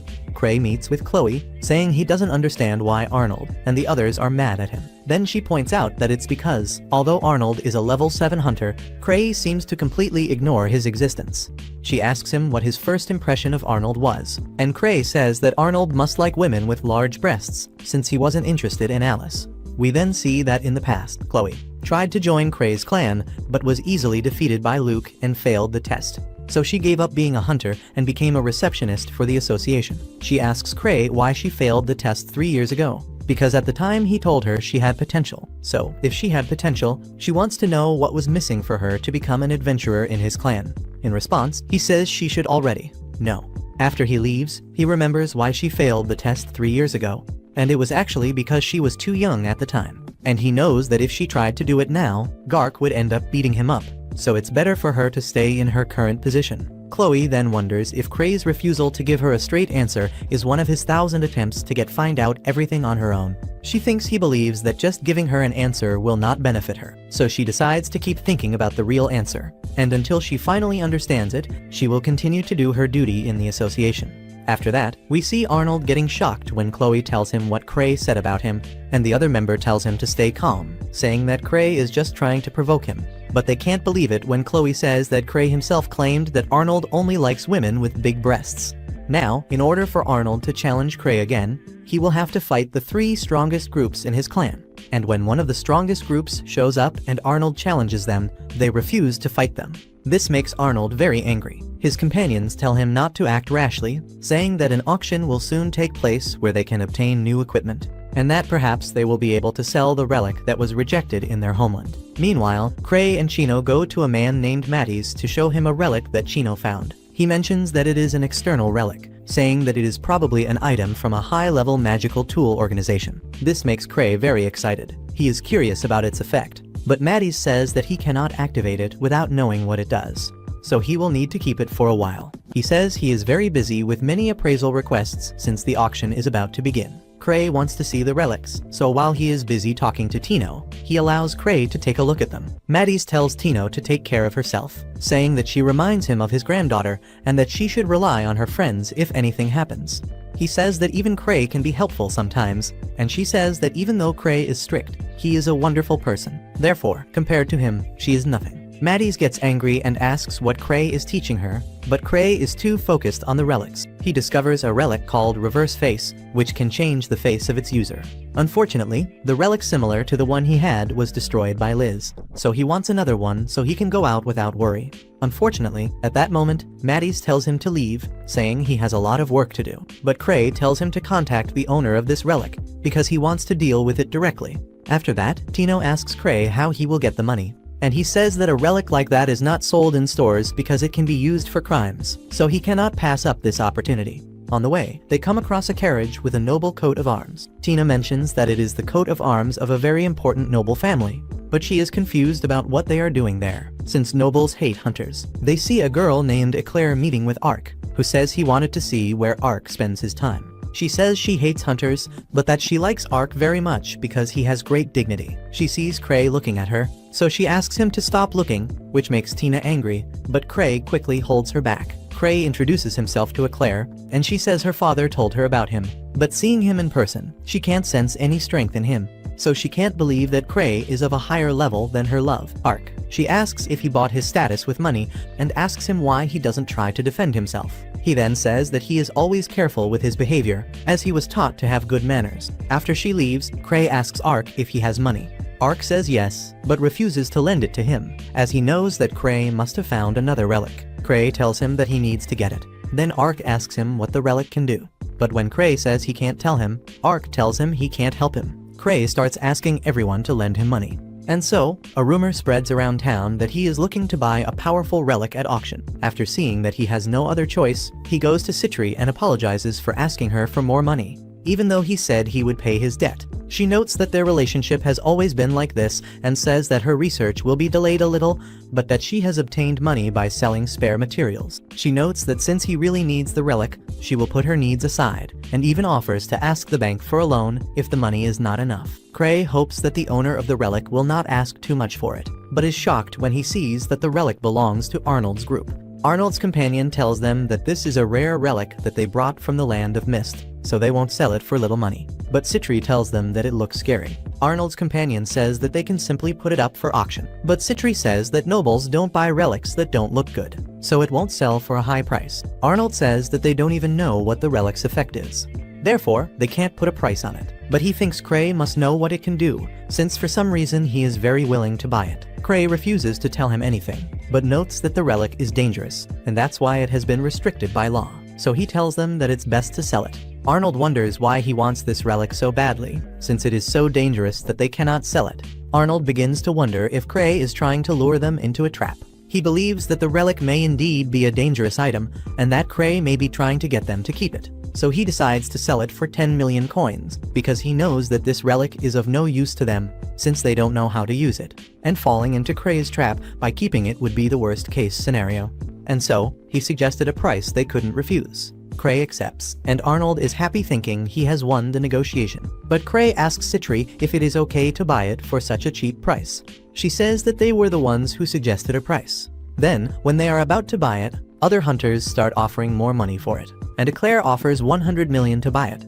After that, Eva tells Kray that everyone thinks it's the strongest relic in the world, since he was borrowing money to buy it. But Kray mentions that its only use is to avoid being recognized. She tells him to stop increasing his debt. But Citri arrives with 800 million coins and reveals that she was saving this money for her wedding to Kray, but that she will spend it all for his sake. Eva is furious with her for allowing Kray to spend her money, so they end up arguing. After that, Kray and Citri go to meet Eclair to discuss the relic. She admires his attitude of presenting himself so openly, but tells him that the only thing he has to overcome Ark is his level. He reveals that some people really comment that Ark is his enemy, being his main rival, but he doesn't think so. He considers Ark a friend. She thinks Kray is mocking Ark, so she takes his sword and starts saying that Kray must have gathered many relics to reach level 8, which means his strength is fake. She then decides to win the relic at the auction and give it to Ark to help him become stronger. But Kray tells her that Ark wouldn't be happy about that, because a relic isn't what makes a person strong.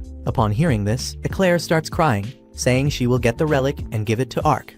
Ark wouldn't be happy about it, because a relic isn't what makes a person strong. Upon hearing this, Eclair starts crying, saying she will get the relic, no matter what. But Citri tells her that even though she is a noble, she doesn't have an unlimited amount of money. Citri knows that Eclair only has 100 million and reveals that their budget is 200 million. Therefore, her defeat is already guaranteed. But she says that if Eclair manages to raise more than 200 million, they will admit defeat. Eclair ends up telling her father about the situation, and he says that they cannot back down because it would tarnish the family name. So he asks his advisor how much they can spend. He says they can take 500 million coins from the family's savings, plus a 500 million loan from a company. But he says the loan will have high interest rates. Eclair says that Kray's budget is only 200 million, so they only need more than that. But the advisor tells her that no competitor would reveal their actual budget. Her father tells her to win at all costs, no matter what happens. And soon after that, we learn that Citri has a budget of 950 million. But she is still not sure they can win. Kray tells her she has done enough, and Alice offers to steal the relic if they lose. But Citri tells her it's not a good idea, as Kray would be the prime suspect. They arrive at the auction, and meet up with Chino and the others. Kray realizes that everyone is wondering about the ultimate relic he is looking for, so he asks Chino to bid for him instead. The auction begins, and as the relics are sold, Alice asks when the mask will appear. But Kray says it is the last item, as there are many people interested in it. Kray is disappointed that he cannot bid on other items, because if he does, he will not have enough money for the mask. Next, a sword appears, and Chino looks at Kray for his signal. He fights with all his strength against his addiction, but when the next items appear, he begins to lose control. He is about to make an offer, but he thinks about what Citri would think of him. However, he realizes that she would forgive him, so he prepares to give everything he has. But the next item is the golem of the Tower of Akasha, and he realizes that Citri wants it. But she tells him not to worry, because if he does, they won't have enough money for the mask. She tells him that it's not that important, but Kray can see how much it means to her. He then decides to win it for her, and the offer reaches almost 300 million. Then Citri starts to worry, but Kray thinks that this is actually just her money. The bid reaches 500 million, but Kray continues to bid and offers all of his 950 million budget, but is still outbid. The golem ends up being sold for 1 billion, and we see that Kray won thanks to his trump card, which in this case was a check made out to Lucia. He wonders if it was right to use all of his sister's savings, and after winning, he talks to Tino, and Gilbert asks him what he did. He will do it with the mask, but he says he has already achieved his goal, and even decides to leave. So, the auction for the mask begins, and he remembers Eclair saying she would give the mask to Ark. Then he realizes he can still get it. So he meets Ark the next day, and orders him to go see Eclair, informing him that the relic she won is dangerous. Ark's companion says that Kray is being very vague, and Ark asks him if he will need to use his weapon. Kray says it would be best not to tack it. And then, we see Eclair depressed, telling her father that she won an auction. But the advisor says that Kray left early, so he didn't care that much about this relic. They comment on how much money Kray spent on that golem, so they know that Kray simply let them win. She is frightened when she looks at the mask and says she is a loser. But suddenly, the mask asks if she wants to have power. The girl begins to hesitate, until suddenly she is possessed by the mask. Meanwhile, Ark arrives at Eclair's house. He is told that she has locked herself in her room. Suddenly, a loud bang is heard. So, they rush to take a look and find Eclair wearing the mask. As she throws it, a guard falls away. Ark asks her what happened. Then, she says she won the strongest relic for him. He thanks her and asks her to give him the relic. But she sees that he has her sword and refuses to do so just because of the weapon. At that moment, Arky remembers Kray's warning about not taking his weapon. Eclair begins to lose control, so Ark orders his group to prepare to fight, and warns them that they must avoid hurting Eclair. She refuses to lose to anyone and attacks Ark with a sword. Meanwhile, Arnold's group is very happy because they managed to sell that mask for 200 million. However, they meet Alice and Citri waiting for them. They say that the plan they obtained is part of Kray's plan, so they ask for a share of the money. Arnold's companion finds this ridiculous, but Citri says she is willing to sell the antidote for about 10 million. She asks if they noticed that their drinks tasted strange, and suddenly everyone feels sick. Then Arnold realizes he has no choice but to buy the antidote from her. Back at the clan's office, Kray organizes a party to thank Ark. When he arrives, he gives Kray the mask. Kray is very excited to finally have his face reversed, and Eclair thanks him for sending Ark. Kray is very happy with the mask.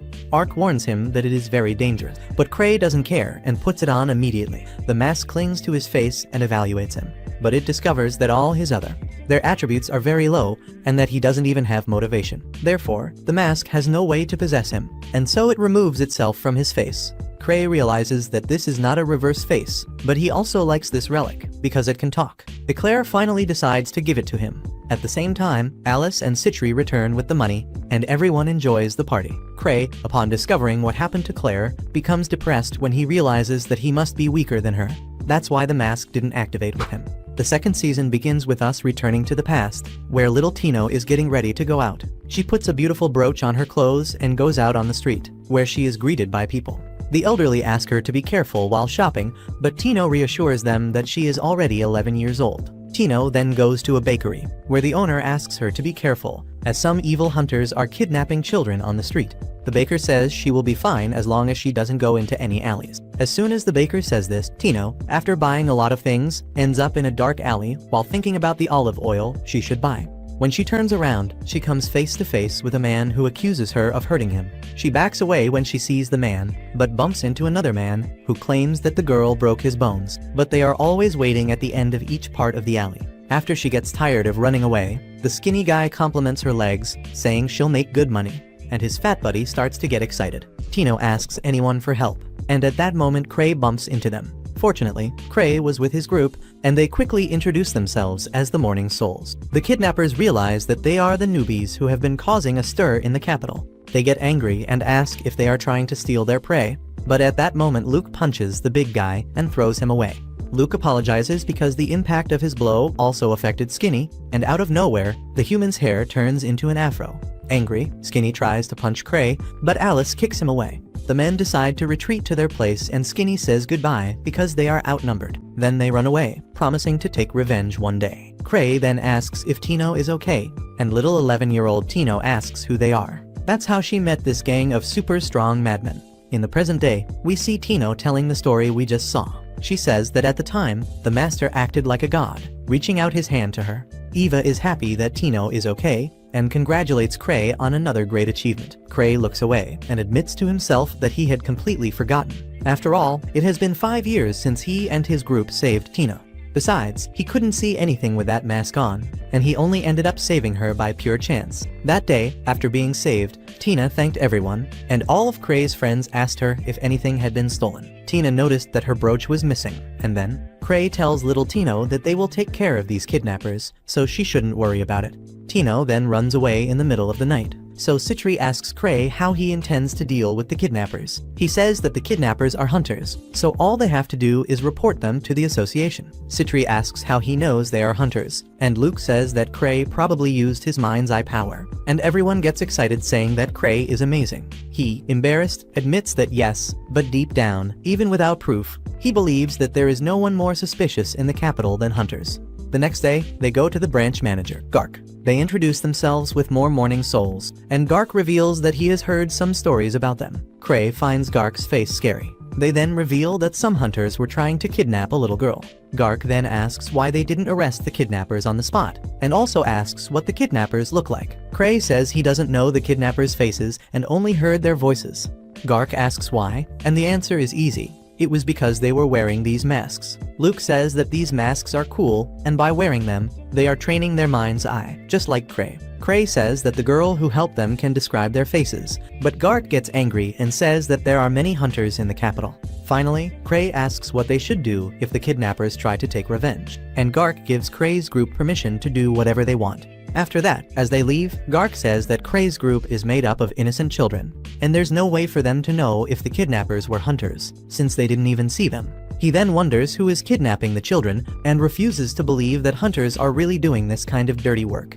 On the other side of the screen, the two kidnappers are very angry that their prey has been stolen. In their minds, Kray's group ended up kidnapping that little girl instead of them. They urgently need to meet their kidnapping quota so that the organization doesn't come after them. The big guy suggests that they introduce that group of powerful hunters to their organization, as he is sure that the organization will love having powerful hunters like those kidnapping children for them. And if those children refuse to help the organization, they will end up being eliminated. They smile maniacally, saying that this is a perfect plan. Back in the present, Tino continues telling this story to everyone, and the hunters can't stand Tino talking non-stop anymore. Kray was there listening to everything, and he begins to remember what happened at that time. He remembers that after everything Tyro told them, some hunters they didn't know came to talk to their group. They invited him to join their organization. They claimed that their boss is a very influential person in the region.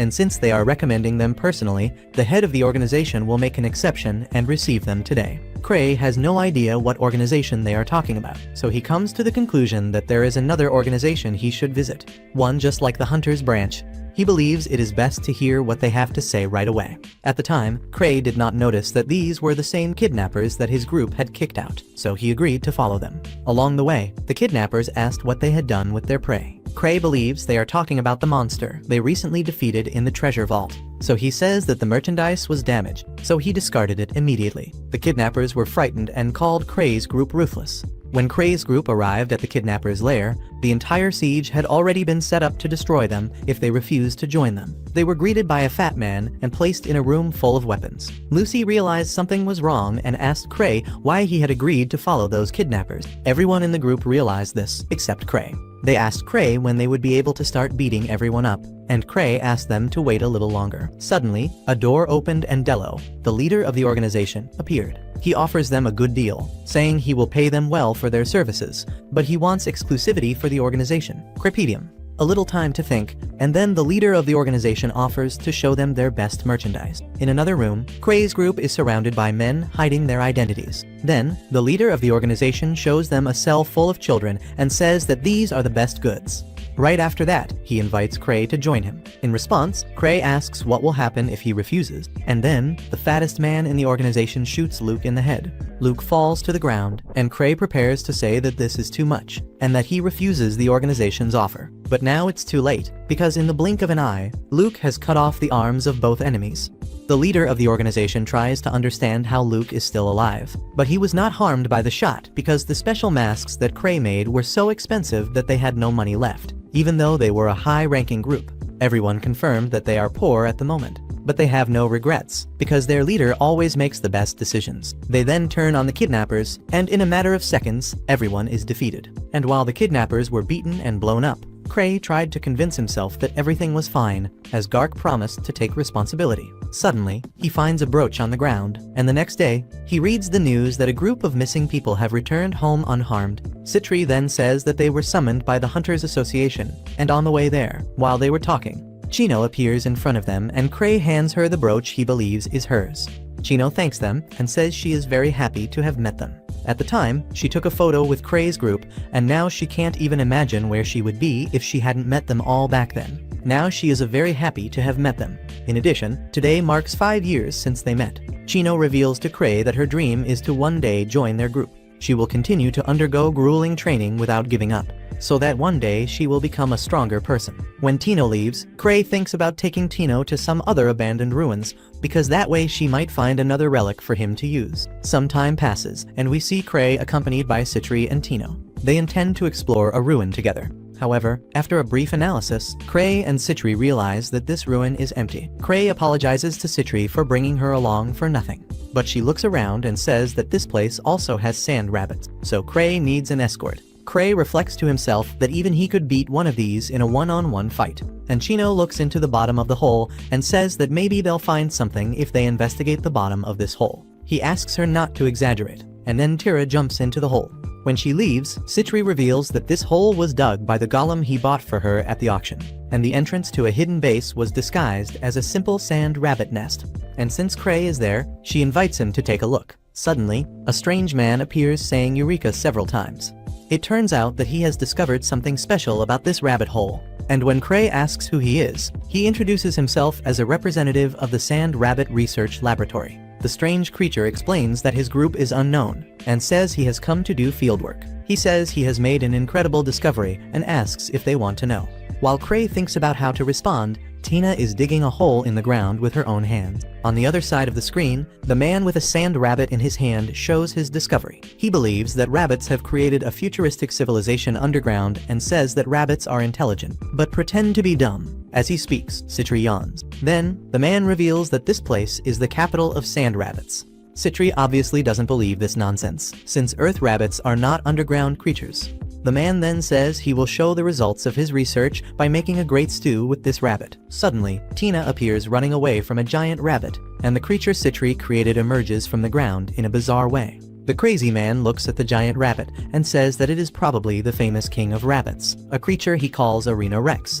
He then closes his armor and says he is very happy to be a rabbit researcher. Kray looks at the rabbit and says he didn't know they could get so big, and with a smile on her face, Citri says it's normal, since sand rabbits are monsters. Tino runs desperately, while blaming Kray for putting her in yet another surprise challenge. Back at the guild, an attendant tells Kray that he has received a letter from those nobles involving the cursed mask. He tells his attendant to open the letter and respond with a standard reply and reject any work or invitations, because as she can see, he is too busy playing with these dolls. The woman says he has nothing on his schedule, and Kray says he needs to keep his schedule free. He reveals that he is trying hard to keep his schedule that way. The woman looks at the dolls and asks if Kray has gotten a new relic. He denies it and says it's just a relic that Maddie's has finally finished evaluating. This relic can create and control an illusion within a 250 centimeter radius around the bracelet. Relics like this are rare, and he creates an illusion imitating the face of his attendant. She is startled and asks him not to do that. Kray really liked the relic, so he wants to thank Chino properly for finding it for him. Meanwhile, Citri went to Liz in an abandoned store. Liz is torturing some men, and none of them have revealed anything about who hired them. She even used Citri's colored water, and even so, none of them revealed anything. Citri says that these red hunters just need payment to do dirty work. They probably don't even know who they're working for. Liz asks what she does with these people, and Citri reveals that she wants some people to carry out her experiments. However, she creates magicians. Alice asks if she can dispose of them, which scares the men. However, Citri says she can use them, since they are used to doing dirty work. Citri then bends down and kindly asks if any of them want to work for her. Alice comments that working for Citri is a way to become a man. It's worse than dying, and since the men didn't say anything, Liz hit them some more. When night falls, we see Tino complaining about the giant rabbit challenge. Kray apologizes and says he will reward her with what he won, with one of his relics. At that moment, Liz opens the door and says that Tino is very weak, so Kray should give her something to make her a little stronger. Citri agrees with this, saying that something that increases her physical abilities should help Tino a lot. Tino tries to refuse because she doesn't want to depend on a relic, but Liz fights with her for running away from a sand rabbit. Kray decides to test some relics on her.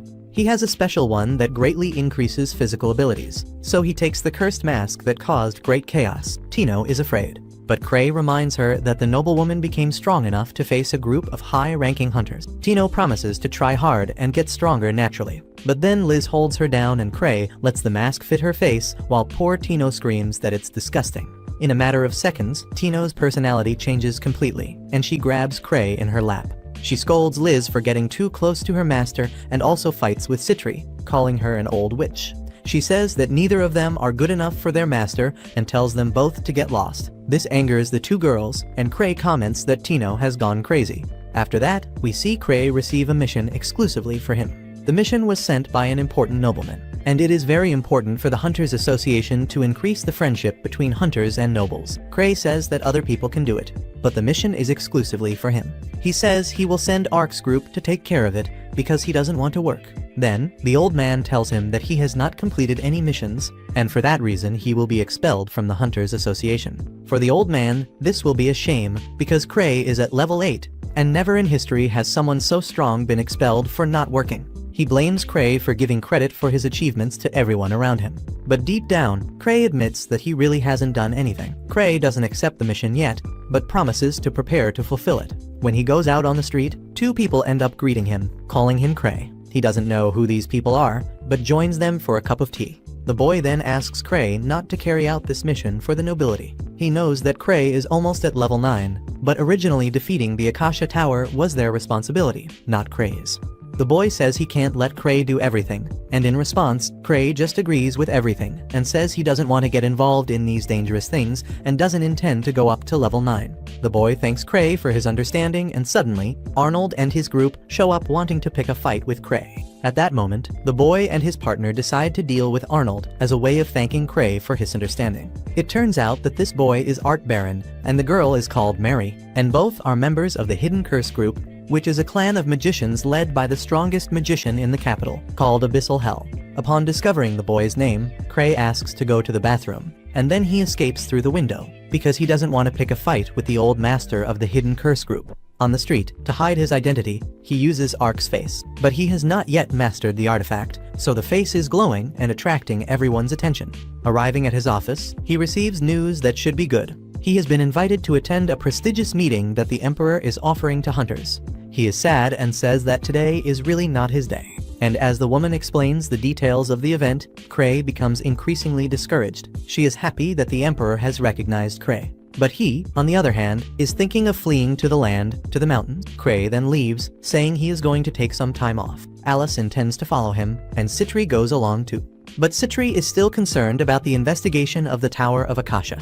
At that moment, Kray remembers the earlier conversation and says he asked the Hidden Curse group to take care of it. Citri can then go without worry. Then, Liz tells everyone that Kray is going on vacation and asks if anyone wants to come along. At that moment, everyone starts making excuses, because they are afraid that this vacation will be another impossible event that Kray always puts them through to suffer and become stronger. Liz gets angry, but Kray calms her down. The next day, Liz goes to Tino and tells her to get ready to travel with them. Tino apologizes for everything, but Liz doesn't care about that. On the other side of the screen, we see that Citri has taken care of the Red Hunters, and now they are her loyal servants. She asks them to greet Kray, but they remain silent, so she presses a button, causing them to be electrocuted. Thus, they finally begin to act like better people. Kray asks if they are her friends, and she says yes. Liz arrives with Tino, and the poor rookie is afraid of dying in Kray's next challenge. They finally begin to leave, and the weather begins to close in. Arnold's group quickly discovers that Kray is leaving town, and Arnold is very angry that Kray escaped from them through the bathroom window, so he's going after them. Gark also discovers that Kray has left the capital, but he didn't take the special mission with him, so he orders this beautiful girl to go after him with the mission, because she hashes very important data. She joins a group of hunters to follow the trail of Kray, and on the way out of town, she ends up meeting Arnold. At the same time, terror begins in the city with horrible news, which makes the hunters believe that Kray has deceived them again, and now they will have to participate in a very difficult event where everyone could end up dying. On the way, Kray remembers that he is going to the same city where Gark wanted him to carry out a mission. But for him, all he has to do is stay out of trouble and everything will be fine. Along the way, they take a break and Liz trains Tino, forcing her to run after her and catch up. Otherwise, she will have to do 1,000 push-ups. Suddenly, Liz stops in front of Citri and asks if she has anything to increase the difficulty of the training, such as lightning or something like that. Citri remembers that she has a tool to generate lightning and throws it in Liz's direction. Tino just watches while Liz says that Tino must be strong enough to survive a lightning bolt. Upon hearing this, poor Tino runs away so she won't die. But Kray reminds her that she can use the mask to survive. Tino refuses to wear the mask, so Liz makes her get hit by the first lightning bolt. Fortunately, Tino doesn't die, but Liz is now excited to test how many lightning bolts she can take directly to her body. Citri tries to calm Kray down by saying she has many healing potions, but Kray tries to say that this should be a vacation trip. However, it is already too late, and he does not know if Tino will survive. A while later, inside a tent, Kray tells Liz that she can't train Tino. She asks him why, and he says that they are on vacation and shouldn't exert themselves. He forbids any kind of training, which shocks even Citri. Meanwhile, poor Tino is dead beside them, and her body still has stored energy. Kray then continues to forbid the two girls from committing acts of violence, and they are even more shocked. However, Citri realizes that Kray is telling them to stop training because he wants them to have more life and death fights. Kray tries to tell them that they should just have fun during the holidays, but it's too late and the two girls have already misunderstood everything. Close to Kray, Tino comes back to life, but she is still scared after having died a few times. At the same time, we see that the two groups that were after Kray have reunited to follow him. Fortunately, thanks to the help of Arnold's group, everyone has been able to move faster, because even though they are a bunch of idiots, they are still strong and can easily defeat any monster. They know that Kray is heading for the city of Ilan and are approaching as fast as they can. Meanwhile, in the city of Ilan, Kray and the girls are in a hideout belonging to Citri, and due to the orders that Kray gave to Citri and Liz, they have put aside their weapons and dangerous objects. Suddenly, Liz enters through a hidden door and finds some potions, including a powerful aphrodisiac. She also finds some erotic clothes, and at that moment, Liz runs after her to stop her from looking at her underwear. At the same time, Tino is looking at Kray with great fear, but he reassures her by saying that this is a vacation trip and that they are not going to fight. The girls ask what that was, but Kray says it was just a natural phenomenon, while Citri wonders if these additional lightning bolts were caused by her overuse of her lightning potion. Outside, we see the knights ready to fight. Arnold's group has already arrived in the city, and they ask the guards what is happening. They point to the sky and say that it is to blame. Arnold looks up at the sky and sees a lightning spirit. Everyone is shocked, as lightning spirits are high-level elementals, and one of these should not be in a peaceful city. A member of Arnold's group comments that this elemental may even be stronger than the dragon they defeated. Arnold wonders where Miltrix is, since he is strong and should defeat this creature. He then tells everyone to hold out until Kray appears to defeat the creature. While they fight, Kray is in a bathtub. Time passes with Arnold wondering why Kray doesn't show up, and meanwhile, Kray is enjoying his vacation as much as he can. When Kray finishes his bath, Liz appears showing Citri's outfit, which is basically a single string, and Citri quickly hides her secret underwear and apologizes for the inconvenience. During the battle, everything seemed to go from bad to worse, but Arnold gave it his all and defeated the lightning elemental. The next day, when Kray went out on the streets, they saw that everything was destroyed. The guard in the exotic outfit informed them that a group of high-level hunters were in town and they took care of everything. Kray is happy and says that thanks to these people, he can sleep like a baby. Some time later, Arnold discovers that Kray has already left town and slams his fist on the table. To make matters worse, Arnold receives information that Kray commented to the guard that thanks to the hunters who fought, he can sleep like a baby. For Arnold, this was the last straw. He believes that Kray knew they were following him and therefore put them in a situation where they would have to fight that elemental to survive. Arnold then decides to leave immediately in pursuit of Kray. Meanwhile, Kray is with Liz, who is clinging to him. Jealous, Citri says that Liz's genes are not compatible with Kray's, but Liz says that Citri is her sister, so that applies to both of them. Annoyed, Citri takes a potion to summon a powerful monster, but Kray stops her from using it by throwing the potion on the road. Kray then says that there is a cafe just ahead that serves delicious sweets, and he wants to stop by there. Liz says she doesn't like sweets, and Citri says the same. Meanwhile, Tino is afraid.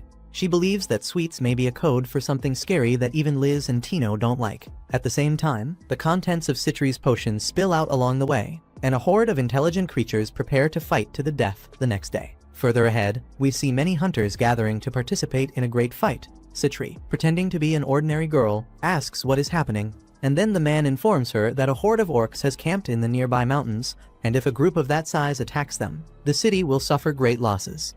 That's why reinforcements from the region have been gathered to deal with them. At that moment, Liz also appears, pretending to be an ordinary girl. They fight for attention here on the channel, but I prefer to show Tino afraid that something horrible will happen and Kray laughing at the two of them. Poor Tino was beginning to believe that candy means orcs, and then Kray says that tomorrow he is eager to enjoy some chocolate candy. He invites Tino to come with him since Liz and Citri don't like candy, and poor Tino loses consciousness just thinking about accompanying Kray. Later, we see Citri's group of servants wanting to escape, but they can't do anything because of their collars. Suddenly, the creatures Citri created go crazy and go after the orcs to destroy them.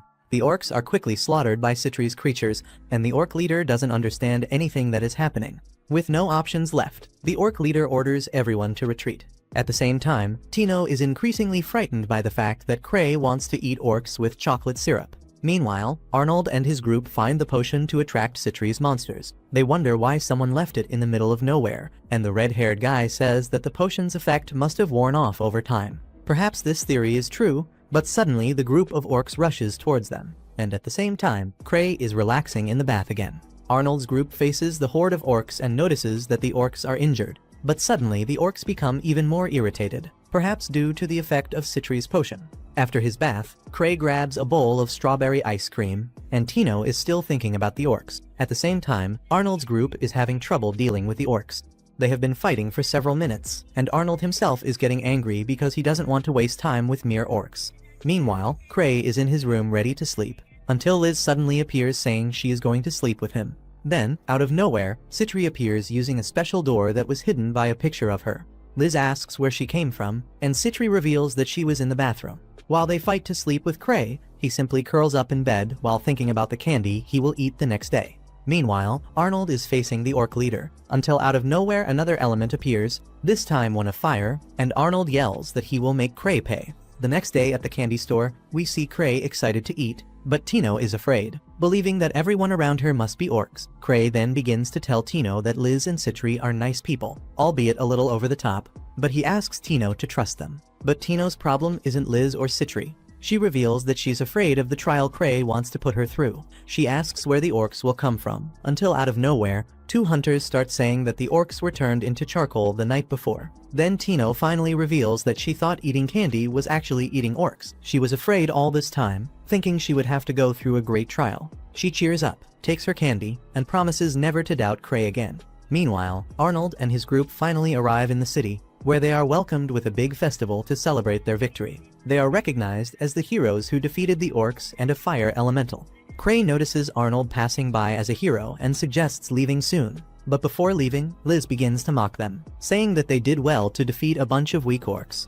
This irritates Arnold, and he decides to follow them. But a group of single mothers with a lot of love to give surround Arnold and pour all their love on him. So Arnold leaves for the next town, and after seeing Arnold, Kray decides to take a shortcut through the mountains to escape from the man who wants to confront him. Liz and Citri are happy and comment that their vacation is finally going to begin, while Tino, on the other hand, is sad because this area is full of dangerous monsters. Kray is now determined to show Arnold how good he is at running away, while Arnold and his group are still stuck receiving their honors as heroes who saved the city. Tino has already accepted his death, and in the forest, an even worse creature is eager to cause more trouble. During their journey, Tino gets scared by the terrifying monsters that appear along the way. Fortunately, she hasn't had to act yet, since the Giga Chad created by Citri is effortlessly destroying every creature that crosses their path. The group keeps moving north, toward the Galest Mountains, a region completely infested with monsters. Citri mentions that in these lands dwell the legendary lost giant demons. Curious, Kray asks what they look like, but Citri admits that no one really knows because everyone who has ever seen them ended up dead.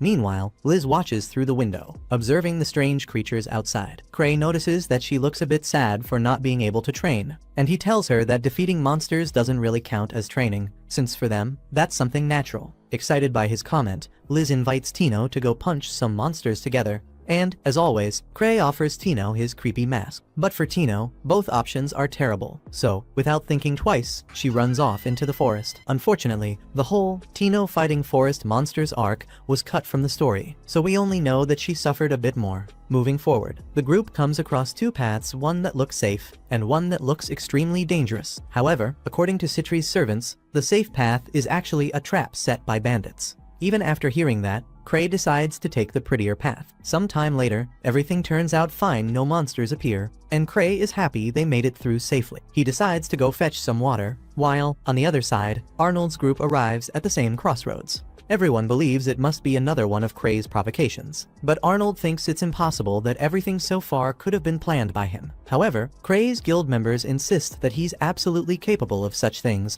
and they even remind everyone that they themselves have been victims of Kray's trials before. While Kray goes to fetch water, Liz suddenly appears, jumping out of the river and kicking a giant fish straight out of it. Later, we see Kray fixing her hair, and Liz happily comments that everything is fun when he's around. She's enjoying her vacation and says she's happy to have come along. She also promises to get stronger, so she can protect everyone and to help Tino grow as well. Kray simply nods with a calm smile, but just as Liz seems about to try something more with him, a sudden explosion interrupts the moment. We then see Citri and her monsters fighting against an incredibly powerful creature. When Tino tries to help, the monster dodges her attack with ease and prepares to strike back. But just as everything seems lost, Liz appears and protects Tino with a single kick. Tino is amazed by Liz's strength, and Citri reveals that the creature is actually one of the lost giant demons. Moments later, Kray arrives and asks what's going on. Citri calmly replies that everything is going exactly according to his plan. She explains that this creature learned from the bandits of the region how to create illusionary paths that deceive travelers and lead them into deadly traps. That's why one of the roads looked perfect, while the other looked terrifying. Citri also mentions that the demon has been following them ever since they entered its territory. Suddenly, the creature grabs a massive boulder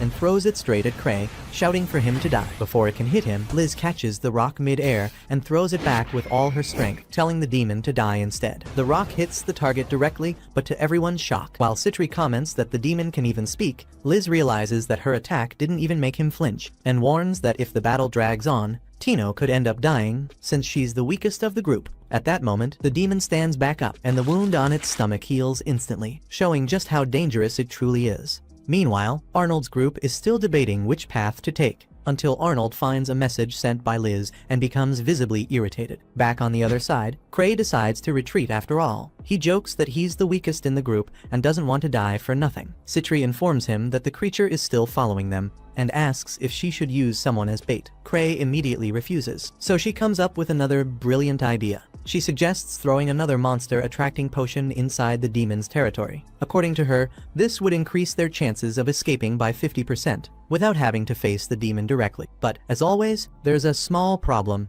The monsters summoned by the potion might end up attacking the group as well. Just hearing that, Tino panics, even considering ending her own life right there, just to avoid going through another one of Kray's insane plan. However, Citri, with her usual dark sense of humor, explains that there are creatures in this forest capable of reviving the dead, only to kill them again, and again, and again. Upon hearing that, Tino completely breaks down, realizing that not even dying would be an escape. Sometime later, everything works out. Kray's group manages to avoid the monsters, and finally, the demon's presence disappears. Even so, Tino stays hidden, whispering softly that Kray is terrifying and that he's really scary. At that moment, Kray appears holding his sinister mask. He tells Tino not to worry so much about her surroundings, and, trying to make her feel more at ease, he hands her the mask, saying that as long as she's holding it, at least she won't die. With a calm smile, he adds that if she's carrying the mask, he won't have to worry so much about her. Tino, having no other choice, finally accepts the gift, and, right after that, the monster created by Citri continues fighting the modified bandits that she herself had created. Sometime later, one of the modified bandits sees Citri handing a mysterious key to Kray,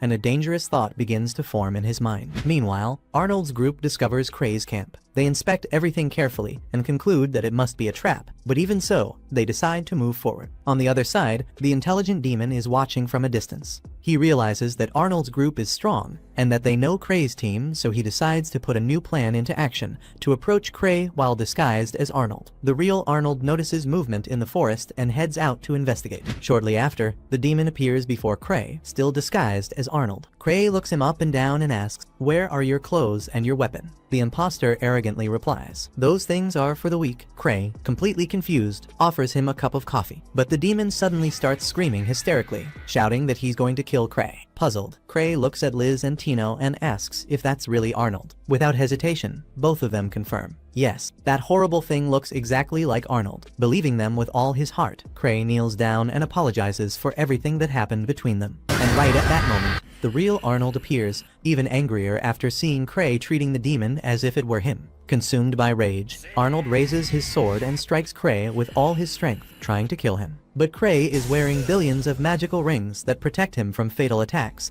and the sword is completely reflected. Arnold can't understand what just happened. To him, it looks as if Kray performed a perfect parry. At that moment, the demon drops his disguise, revealing his true monstrous form and roaring that he'll kill everyone there. But Citri and Liz are already prepared. They plan to eliminate him right away. Kray then points at Arnold and says that the demon tricked him, making him apologize to the wrong person. But that only makes Arnold even angrier. He rushes forward and lands another hit on Kray. Furious, Arnold surpasses his own limits and unleashes a powerful lightning element attack. At that moment, Kray notices that Tino is about to be hit, so he steps forward to protect her, sacrificing yet another one of his precious resistance rings that defend him from lethal damage. Arnold shouts at Kray to use a weapon or attack with magic, but Kray calmly replies, "I'm a pacifist. I'd rather not fight." Arnold attacks again, hitting Kray on the foot, but the result is the same. Nothing works. Tino makes a bold decision to face Arnold on her own. To prove to Kray that she truly trusts him, she grips the mask tightly and puts it on her face. Kray feels a chill run down his spine. Something powerful has just awakened. When the mask tries to take control of her body,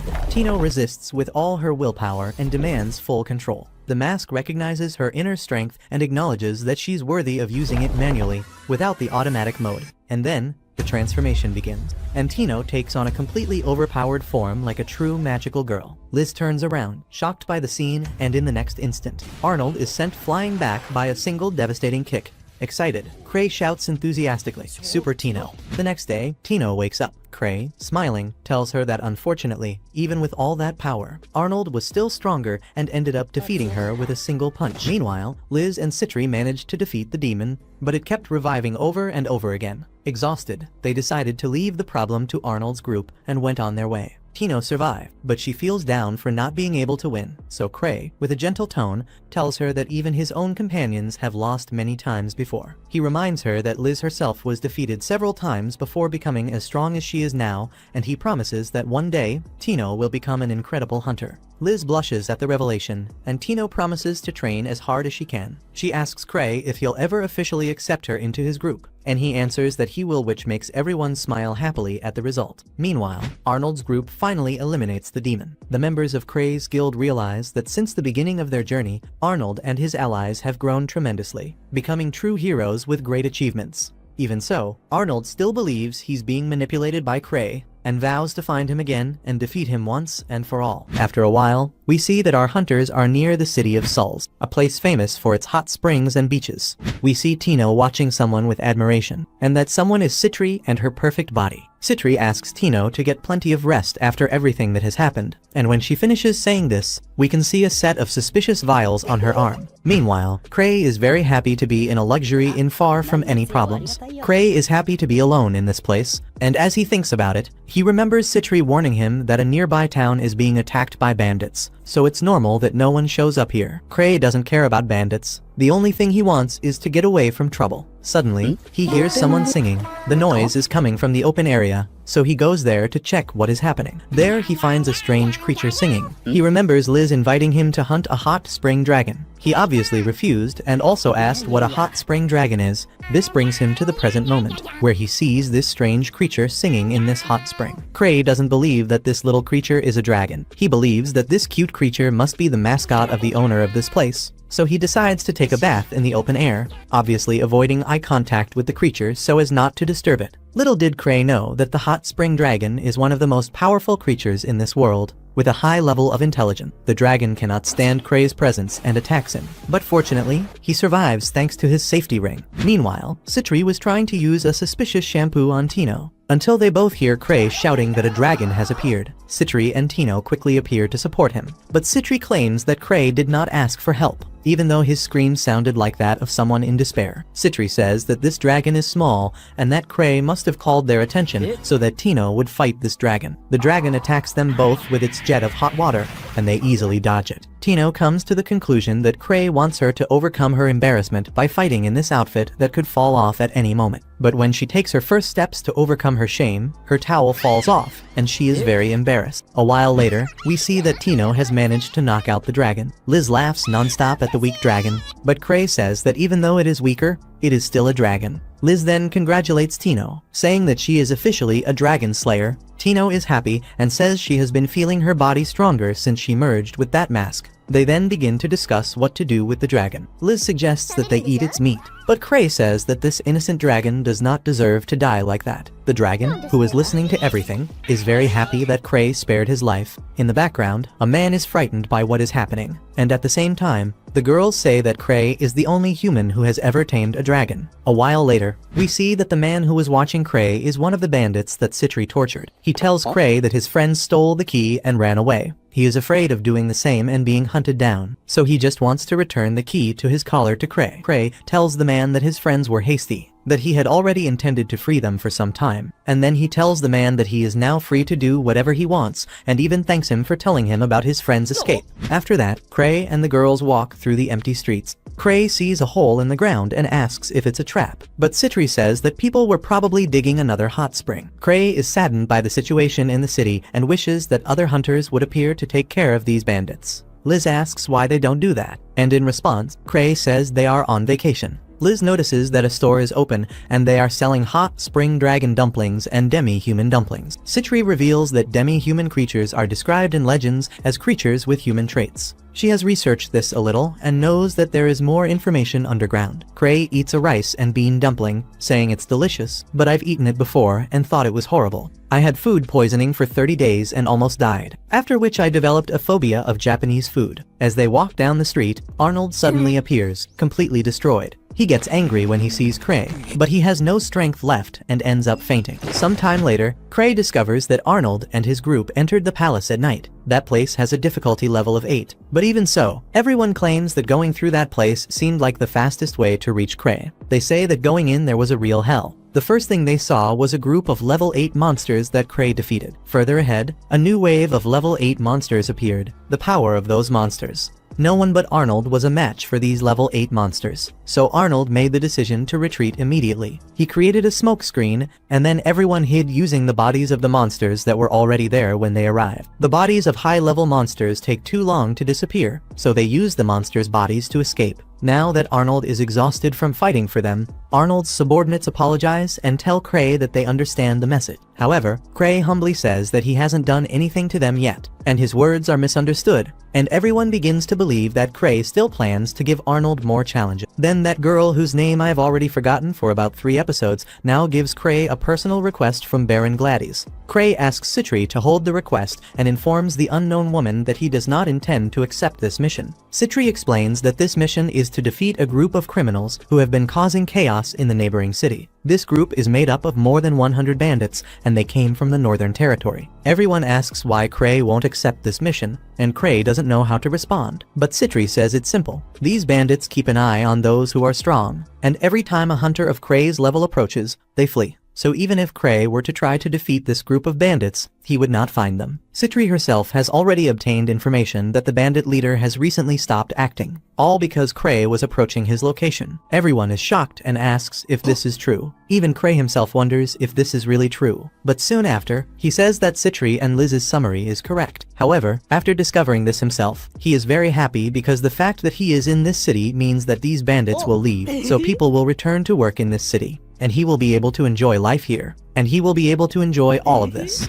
Meanwhile, Arnold is sleeping and having dreams about horrible monsters with Kray's face, and they all say that it's not over yet. When he wakes up, Arnold hears his companions saying that they have already settled the score with Kray, and now Arnold can rest peacefully. His friends say that Kray was a bad opponent that they never had a chance of beating, and Arnold is discouraged from moving forward as the strongest hunter. He walks down the street while reflecting on himself. Arnold is now disappointed in himself. Kray showed him what the strength of a level 8 is, and Arnold's friends are so worried about him that his emotions have now quieted down and he no longer hates Kray so much. He wonders how he managed to get so angry with Kray, since now he feels nothing. He feels that he has lost a vital part of what it means to be a hunter, and for a moment he wants to retire from this job. Tired, Arnold goes to a hot spring thinking about resting, but he runs into Kray taking a bath and having a lot of fun alone. Arnold can't stand the fact that Kray, a man he considers stronger than himself, is relaxing while there are so many important things to be resolved in the world. Kray asks him to calm down a little, but Arnold picks up a concrete pillar while saying that he does not accept Kray and that he also does not intend to give up. His eyes are now burning with fire, and he intends to overcome Kray, even if it is the last thing he does. In the end, Arnold throws the pillar on the floor and promises to make Kray regret underestimating him. When Arnold leaves, Kray wonders why his strong friend left, since he came here to take a shower. Arriving home, Arnold tells his companions that they will all go back to training from scratch, and they, as good companions, are excited that Arnold is back to normal. At night, when Kray was returning home, he saw the hole previously dug to open a hot spring glowing, as if something very valuable was inside. Suddenly, a girl came out of it, using her hair as support, and began to watch him closely. He decided to just leave, and at the same time, the girl kept talking in her strange language. With his back to her, Kray begins to reflect that first a dragon appeared, and now this thing. But suddenly, he is captured and taken into the dark hole. The next day, Tino informs everyone that the master disappeared the night before while returning from the hot springs. However, Citri and Liz are not worried about him. They both say they trust Kray completely, and while they are having fun, Liz and Citri finally understand what happened when a girl opens the door to the place where they are. On the other side of the screen, Arnold is ready to leave. He and his group are determined to defeat Kray one day. But as they say goodbye, a man suddenly attacks Arnold. In front of the girls, a ninja appears asking where Kray is. Citri and Liz are excited to fight a ninja, but the enemy multiplies their numbers. However, this is not a problem because Citri's monsters appear with a thirst for blood. In response, the ninja shows them some hostages, saying that if they resist, the hostages will die. Liz and Citri quickly surrender because Kray would be angry if any hostages were hurt, so they are all captured, and at the same time, Arnold receives a very superficial wound and faints after a while. The man who wounded Arnold with a poison to knock out dragons then introduces himself as a member of a bandit organization called Barrel, and their goal is to kill the most powerful hunter. He claims that everything is going according to his plan and also reveals to everyone that Kray has already been captured. At the same time, a man creates a barrier around this tourist town,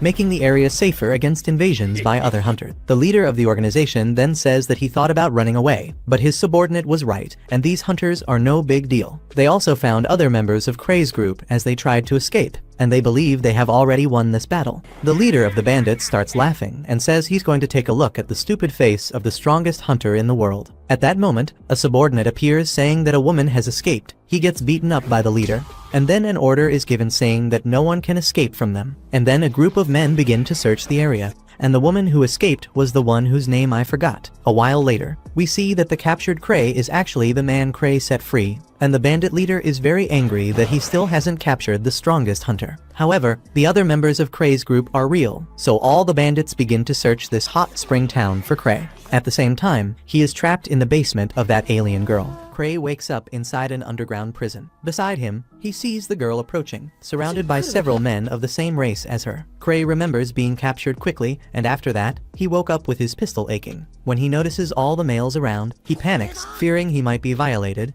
but at the very last second, he manages to think of something. He uses that relic he'd been training with in previous episodes and manages to create at least a similar appearance to the people who captured him. Now, everyone believes he's one of them. Kray tries asking the girl where he's being taken, but she and everyone else respond by repeating the same phrase. Then Kray begins speaking their language, trying to ask where they're all going, and somehow, the creatures seem to understand him. Feeling relieved that they understood, Kray is soon led toward a light at the end of the dark tunnel. He thinks it's the exit, but in truth, it's the entrance to the Nether. He reflects that he had no idea something like this existed beneath the city of Souls. Looking around, he notices several houses built in the area, and to make things worse, it's scorching hot, meaning these creatures must be extremely resistant to survive under such conditions. He wishes he could escape and return home. Meanwhile, above ground, the bandit leader is furious because he still can't find the 1,000 tricks. His subordinate tells him they've searched the entire city, and even though it's impossible for Kray to have escaped through the barrier, they still haven't located him. The boss's favorite subordinate, certain that Kray is hiding somewhere, adjusts his glasses and begins plotting a way to force Kray to reveal himself. At the same time, underground, Kray is thrown into an arena to fight a massive creature. The girl who captured him and who leads the tribe orders the fight to begin. When the monster charges, Kray tries to tell it that he doesn't like fighting, but the creature misunderstands it as an insult and punches him, shattering one of Kray's full protection rings. With no other choice, Kray uses a magical attack item he previously requested from the second most powerful mage in the guild. Since these creatures live in extreme heat, an ice mage's spell turns out to be super effective. He defeats the first boss, but the girl refuses to accept his victory and calls for phase 2 of the battle. Again out of options, Kray pulls out a ring he had hidden back there, a ring containing a random spell that Citri had enchanted and gifted him. When everyone charges at him, Kray activates the spell, releasing a purple mist that actually makes the monsters even stronger. He's stunned and curses Citri for doing that. Now he has no idea what will happen next. Meanwhile, Liz is bored. She tries to entertain herself by teasing one of the enemies, but the red-haired guy tells her they're in no position to make demands. At that moment, an announcement from the bandits echoes throughout the city. They threaten Kray, saying that every 10 minutes, a hostage will be killed until he shows up. All the captured hunters wonder what to do, but Liz, tired of sitting still, says she's going to a hot spring and easily breaks free from the reinforced wooden restraints holding her. A bandit guard asks what she plans to do, warning that they have hostages and she wouldn't want them to die. Liz replies that she doesn't intend to kill anyone. However, now that they've threatened a hostage's life, Kray will appear and wipe them all out. Right after she says that several creatures emerge from the underground. They don't seem intent on killing only the bandits, they're attacking the hunters too. Fortunately, Liz and Citri seize the moment to finally act. Liz tells Arnold that she'll take down the leader of these monsters while the others focus on rescuing the hostages. Arnold agrees with her plan and vows to eliminate the bandits. One of his comrades hands him a massive sword, and Arnold promises to clear the path for everyone to move forward. He shouts that it's time to show their true strength. Everyone cheers for battle, including Citri's killer monsters. Outside, the bandits are struggling to fight off the creatures from underground. As some background characters panic and scatter, that giant monster from before reappears, and on its back, we see Kray, accompanied by what can only be described as the princess of the underworld. She raises her hand, and all her servants kneel before her. The bandits have no idea what's going on. They came prepared to fight hunters, not monsters. And as the princess speaks in a language no one understands, everyone slowly begins to realize that the one standing beside her is Kray. Citri is able to understand the princess's language, and according to her translation, the princess is dedicating this victory to her king, to Kray, because thanks to him, her people no longer need to fear the god that once haunted them. The princess tells Kray that she adored his gun and that she intends to marry him and have 800 children. Citri hears that and unleashes a massive murderous aura toward the princess. Kray notices it and tries to ask the princess what they should do now. But according to Citri's translation, he actually ordered that everyone be killed, including his own hunter friends. Citri realizes that Kray is using the people of the underground to stop the bandits' plans. But after that, she can no longer understand the brilliance behind Kray's strategy. Liz steps forward and says they should just ask Kray directly. She speaks to him, and Kray greets Liz back, saying that he missed them. The princess doesn't like seeing him talk with human women and asks Kray to guide them. Citri, while translating, notices the symbol on the princess's face and comes to the conclusion that this adorable little creature is also a princess just like her. The great king of anime had already foreseen this. The princess asks Kray who those fragile-skinned beings are. Kray tries to say that they are his friends, but what he actually said was for the princess to completely exterminate them. Irritated, Citri asks Kray whose side he is on. He tries to say he's on their side, but what he actually said was to exterminate first the girl with the curvy body, the wise and beautiful one. He also said that he doesn't care at all about the other two of her servants. Liz and Tino wonder if they are the so-called servants. Citri, annoyed, asks if he truly prefers the princess of the underground. She says that for him, it's enough for a woman to exist for him to want to devour her. She says he should have chosen her instead, and to make matters worse, he still owes her a lot of money. She shouts all of this out loud, tears in her eyes, as everyone stares at her. Poor Citri comes to the conclusion that Kray's dream was to become a king, and if that was his dream, she could very well have conquered a kingdom for him. She starts calling him a fool and says she doesn't care about him anymore. Kray can't understand why she became so furious.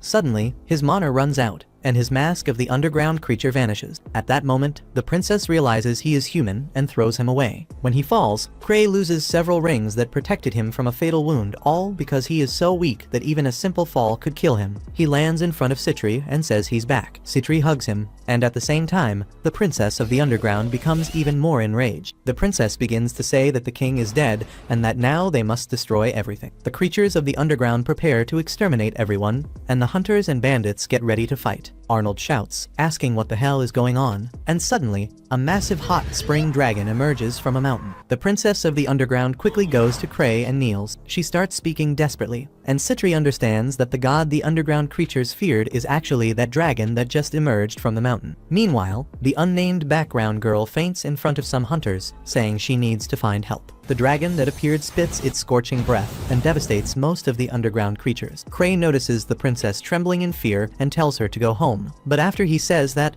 the princess hugs him as if he had just become her new master. The princess starts giving orders, and her people begin to retreat back underground. No one understands what's happening, but the girls around Kray come to the conclusion that Kray used the underground people to scare away the bandits, and then used the dragon to scare away the underground people. However, now they must deal with the dragon. Citri realizes the full brilliance of Kray's plan while also struggling to remove the princess, who is almost taking root in Kray's body. At the same time, Liz rushes to confront the dragon, but she notices the small hot spring dragon from before it's communicating with the big dragon. Liz returns to Citri to ask what they're saying. Citri replies that she doesn't even need to translate, because the giant dragon is already leaving, and before departing, the little dragon goes to Kray again for a hug, and then flies away. The bandits and hunters don't understand anything that's happening, and now that everything is settled, Tino asks about the hostages that the bandits were planning to kill. Tino keeps talking non-stop about it, but suddenly she is turned into a frog. Citri says that things just got dangerous, because Lucia is very, very angry now. When everyone looks around, they realize that somehow most of the bandits have been turned into frogs. Right after that, the barrier is destroyed by what looks like a Dark Souls final boss, leaving the bandits with their pants completely filthy.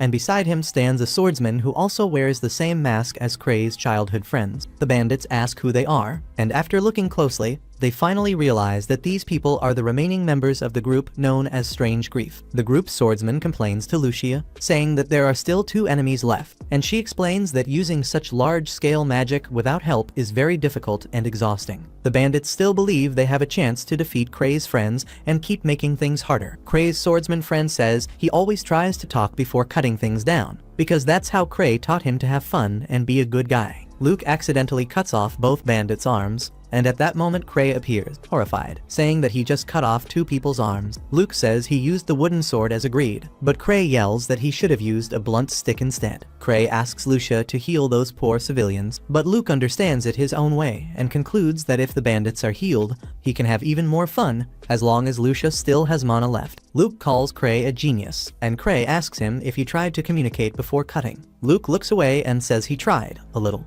Liz and Citri also run to reunite with their friends, and meanwhile, Kray asks Lucia if she knows how to reverse the effect of her spell. He criticizes her for turning everyone into frogs when there are much cooler options, but she says that in the book he wrote for her, there isn't any information about that, and that next time he writes a magic book for her, he should include more details. She explains that she turned everyone into frogs, but for those who are too strong, the spell doesn't work. Kray asks how to reverse the spell, and if there's a way to do it, and Lucia replies that you just have to kill the frogs. Then she burns Tino to death. That way, the spell is broken, and Tino transforms back into a human. Tino cries while hugging Kray, sitting on his lap. Kray comforts her, but Liz and Citri dislike seeing Tino taking advantage of Kray's beautiful body, and they promise to make her train harder so she won't turn into a frog again in the future. Everyone watches Kray's group of friends and can't understand how such crazy people can be so strong. In the end, the bandits are captured, and their leader promises to make all of Kray's friends regret not finishing them off. Arnold finally says goodbye and declares that he will now set out on his new training journey. Arnold leaves the city now fully aware of Kray's immense power. Beyond his hidden strength, he is also capable of manipulating events like the bandits, the dragon, and the underground people.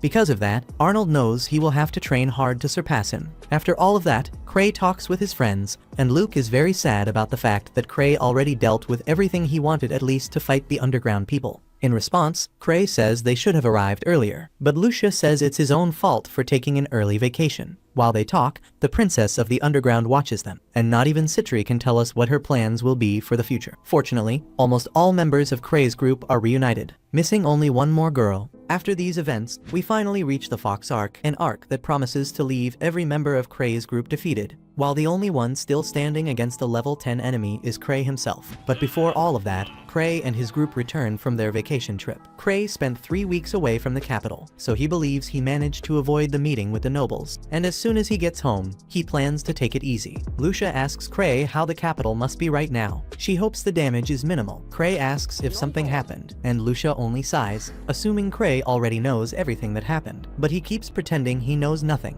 When he arrives at his guild, Kray apologizes for being away for so long, and for some reason the entire city is destroyed. To apologize for being gone, Kray brought a lot of hot spring dragon thermal eggs and bread. He says these breads and eggs are not actually made with dragon eggs and that the name is only for marketing. Eva thanks him for the gifts she received, and Kray says he already delivered some to Sven and the others, but they became furious. In a quick flashback, we see Sven calling Kray every name imaginable and accusing him of framing everyone again. And now Kray asks Eva if he did anything, and Eve says that a war broke out in the capital between the hidden curse and the remnants of Akasha. The Hunters Association asked Kray's entire clan to help protect the city and handle these events without Kray's presence, and the strongest members of the clan went through madness. Eve says the cornered mages of the Akasha Tower summoned a lightning elemental in the middle of the city, and in response, an old woman full of wrinkles named Abyssal Inferno summoned a fire elemental. But for some reason both elementals were already exhausted, as if they had already gone through an intense battle. Thanks to that, the capital is still standing. Kray says the capital was lucky, but then remembers that Arnold and the others faced a lightning elemental and a fire elemental, so indirectly Kray also saved the capital. Eva then says that His Majesty's invitation for the meeting was moved forward because of the clash in the capital. Kray's happiness disappears instantly. His goal was to relax forever, but now he will be forced to attend this boring event with nobles. We see Kray anxious because of this event. He complains that he does not want to go, and his stomach already hurts. He has the brilliant idea of asking Ark to represent him, but Eva says Ark was also invited. So Kray tells Eva he has nothing to wear and he cannot meet His Majesty like that, but Eva says she already has a suit ready for him. Yet Kray does not remember ever giving her his measurement. In response, Eva says Citri keeps his measurements updated. Kray says that if he goes, the members of his group will cause trouble, but Eva says he was the only one invited, and only one person is allowed to accompany him. So Kray insists on taking people who would cause problems at the event only to refuse to go. Suddenly Liz and Citri enter the room dressed for the event, carrying Kray's suit. Liz insists that she should go with Kray, but Citri pushes her aside and says she is the most suitable person to accompany him to this event, because unlike her sister, she will not cause trouble. Liz becomes irritated and says that with that heavy body Citri would make the king's castle collapse. In response, Citri says Kray cannot take a girl with a child's body to an important event, until suddenly Tino appears well dressed, thinking about offering herself to accompany him to the meeting. But she receives the violent glare of Citri and Liz and gives up instantly. Right after that, Luke appears asking Kray if it is true that he will face someone strong. Luke asks Kray to take him along, but Liz says Kray will take her, and at the same time Citri also volunteers. In the middle of this confusion, Tino stays in the back, and with no options left, Kray ends up taking Eva with him. Kray asks Eva if there is still a way for him to back out, but Eva, now with a completely different look, says he does not need to do anything except smile. Kray thanks her for the help and compliments her appearance. Eva, as always, complains, saying that if he attended more parties, she could have worn that outfit to help him more often. Kray only apologizes,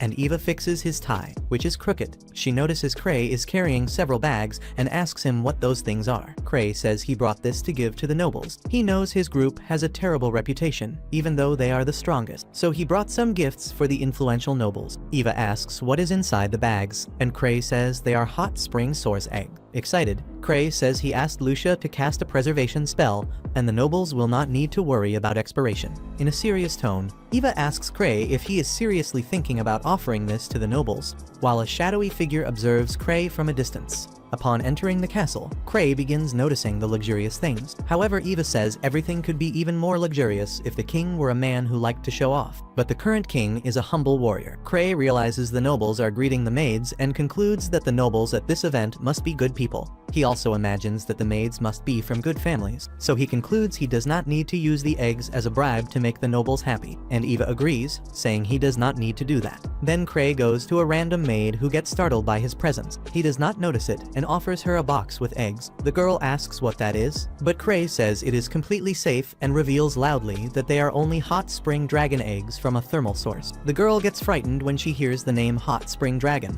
and 4 guards quickly surround Kray. Eva is shocked, thinking this is the end for them, and immediately one of the guards explains that this supposed maid is the king's daughter. Kray acts clueless, but inside he is shocked that this troublesome girl is the imperial princess. The knight in front of him scolds him for giving dragon eggs to the princess. He says that this simple box puts everyone at risk. Kray tries to explain that the eggs taste good and that they are a specialty from the city of Souls, and right after that he asks for permission to go to the restroom. Eva just puts her hand on her face in embarrassment until, out of nowhere, little Eclair appears saying that Kray is a man who performed a great service by saving the capital from the Tower of Akasha. She says this hunter is an honored guest, so they can simply ignore the fact that he tried to give a gift to the princess. France quickly orders his men to release Kray. However, if he discovers that these dragon eggs are dangerous, Kray will be immediately arrested. While this confusion happens, other high-level hunters realize that Kray has already become the center of attention at this event. After France leaves, Kray thanks Eclair for the help. He says he will repay this favor in the future.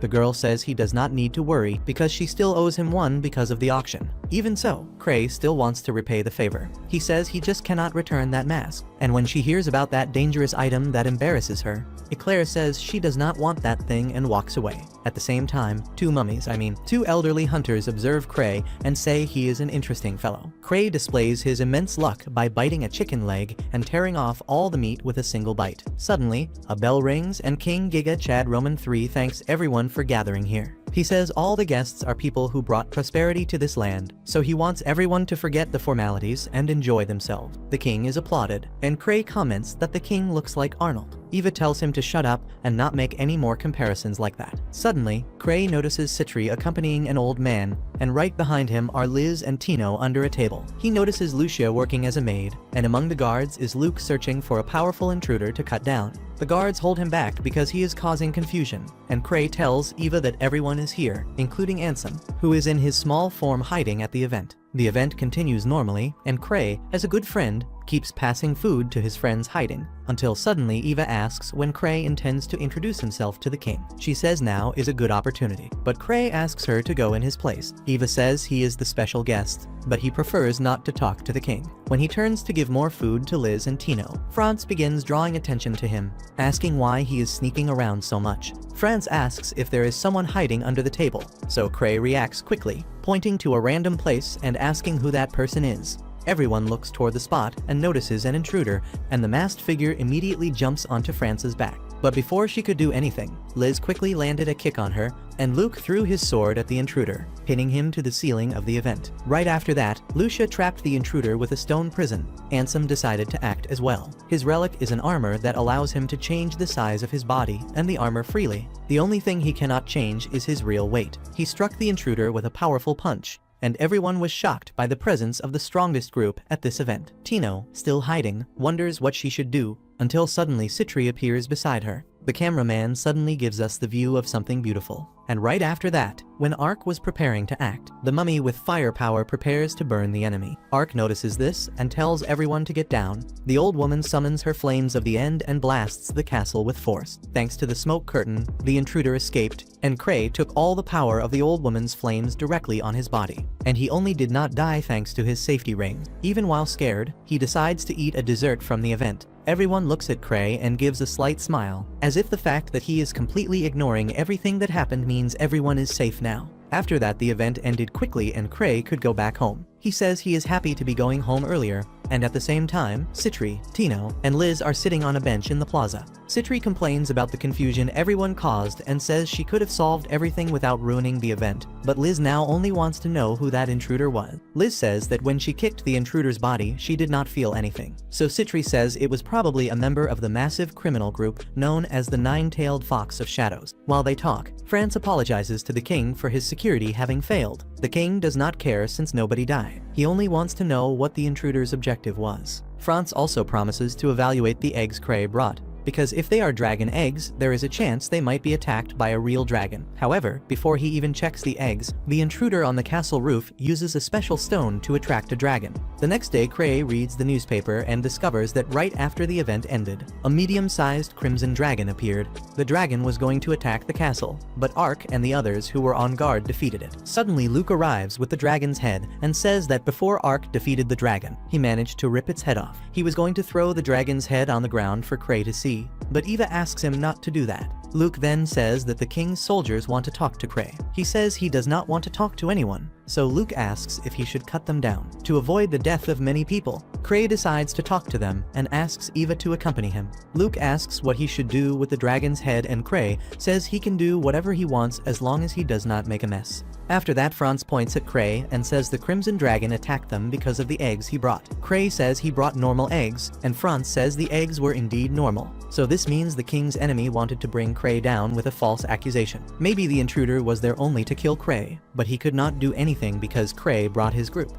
Everyone in the room begins to believe that Kray already knew he was the target, so he brought his friends with him. Franz says he has something very important to say, but before anything, he asks Kray to touch this stone of truth and state that he is not planning anything against the Empire. Kray does that, proving he is on the good side, and right after, Franz reveals that the enemy of everyone is the criminal organization Nine-Tailed Fox of Shadows. He asks for Kray's help for a royal escort, because the king needs to attend an event and there is no one stronger than Kray's group to do it. Kray says he charges a lot for his services, but Franz, already knowing that, brought a precious relic from the king. Since Kray is known for being a great collector, this will be Kray's reward for the job. Kray looks at the relic and is shocked. He accepts helping the king without even hesitating. However, he did all of this believing his enemy was only an ordinary fox. So he ended up charging a very low price to perform a royal escort against a very dangerous organization. Eva looks at him happily because of the relic, not understanding what is going on in her master's head. A while later, we see that the artifact Kray received was a flying carpet. He trains under Lucia's supervision and crashes straight into the wall. Lucia says this gift does not seem that expensive and that maybe Kray was tricked, but he confirms that the carpet is working correctly. Lucia analyzes the carpet and says it does not seem to like Kray. However, Kray is certain he will tame this carpet one day. The irritated carpet punches Kray and knocks him to the ground. Lucia watches everything and tells Kray that he must prepare himself for his mission. A while later, he meets with his personal secretary, whose name I already forgot. She says he can bring up to 5 people on this mission, and Kray decides to choose every member of his group except himself. But Kray himself was requested for this mission. Kray considers sending Ark in his place, but Ark is already carrying out another mission. So Kray decides to create the perfect group for this mission. A while later, we discover that Kray assigned Gark to help him with the royal escort. Gark refuses, saying this mission is extremely important and that a retired man like him will not be as useful as the younger one. Kray then invites the girl standing next to Gark, whose name is Kaina. This irritates Gark even more,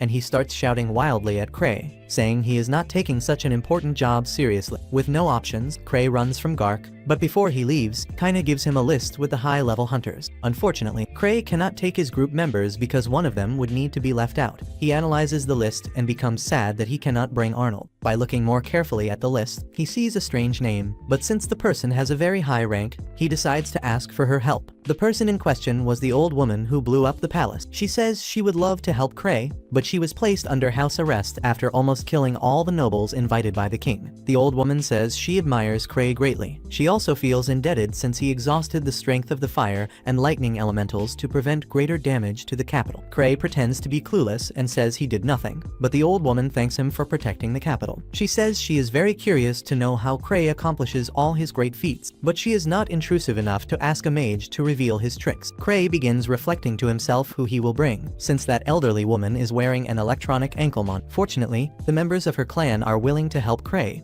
and to avoid any kind of failure, the old woman recommends the vice leader of her clan, who is currently a level 7 hunter. Now Kray still needs a few more people, until suddenly Lapis and Chris appear to talk to Kray about the confusion he caused with the king. The small elf says Kray's luck must be absurd for him to have come out of there unharmed, but her mistake was appearing in front of Kray, because he immediately chose her to help with the royal escort. Chris begins complaining, saying she does not want to do such an important job. Lapis tries to stop Chris from complaining, since this is a very honorable mission, so Kray asks Lapis to participate as well. Then Lapis hits Chris on the back, throwing her in Kray's direction while saying she can only gain from helping Lucia's older brother. Chris ends up hugging Kray, which breaks one of her safety rings. Lapis also says that this mission is appropriate for nobles like them. And while Lapis leaves, Chris says that Kray should be grateful for their help. A while later, we see that he truly is grateful for the help. Now he only needs one more member, and at this moment Citri appears, offering herself, but Kray says he cannot take her. Kray apologizes, saying he cannot show preference among his extremely important friends.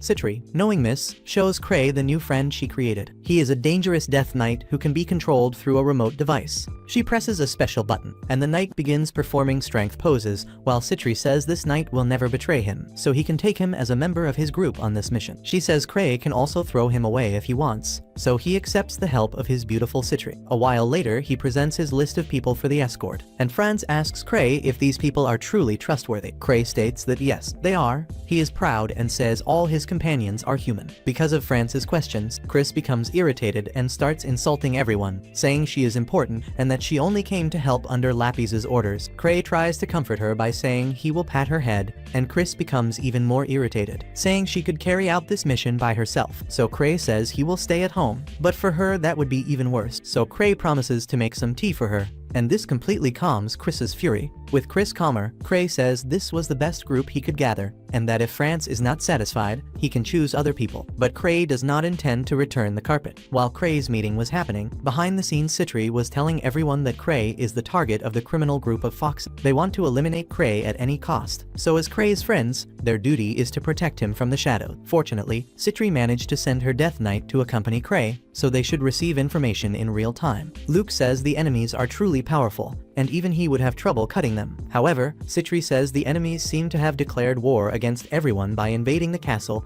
and attempting to eliminate Kray. If that group only wanted to overthrow the king, they could remain silent, but trying to eliminate Kray is something they cannot ignore. Everyone agrees, and Tino says she will be waiting for them with a smile on her face, but Liz threatens her with a look, meaning Tino will also have to help Kray from the shadows. A while later, Franz reports everything to the king and says he does not trust Kray, but the king believes the correct choice is to trust Kray, because he agreed to use the Truth Stone and proved he is not their enemy. For the king, it is Kray himself who is now testing their trust. On the other side of the screen, Kray finds a relic that had been unused, but now that Lucia has returned, she can recharge that relic for him. On the day of the escort, Kray becomes frightened by one of the members he chose. He had a very strange name, but his rank as a hunter was high. This man is extremely strange, but in the end, the one everyone criticizes is Kray and his outfit. Chris, the elderly man whose name I do not know, and even Franz complain only about Kray, which makes him sad since he must be dressed worse than that guy with the strange smile. Kray tries to explain to everyone that this is his vacation outfit. It is clothing that always keeps his body feeling pleasant, regardless of the weather. And for Kray, it does not matter how much they yell at him. He cannot feel uncomfortable wearing this outfit. Franz says he truly cannot trust hunters and turns away. But at that moment, Kray tells Franz to stay alert during the mission, because he usually attracts many calamities and dangerous accidents. Fortunately, the man named Telm handled all the boring parts by securing horses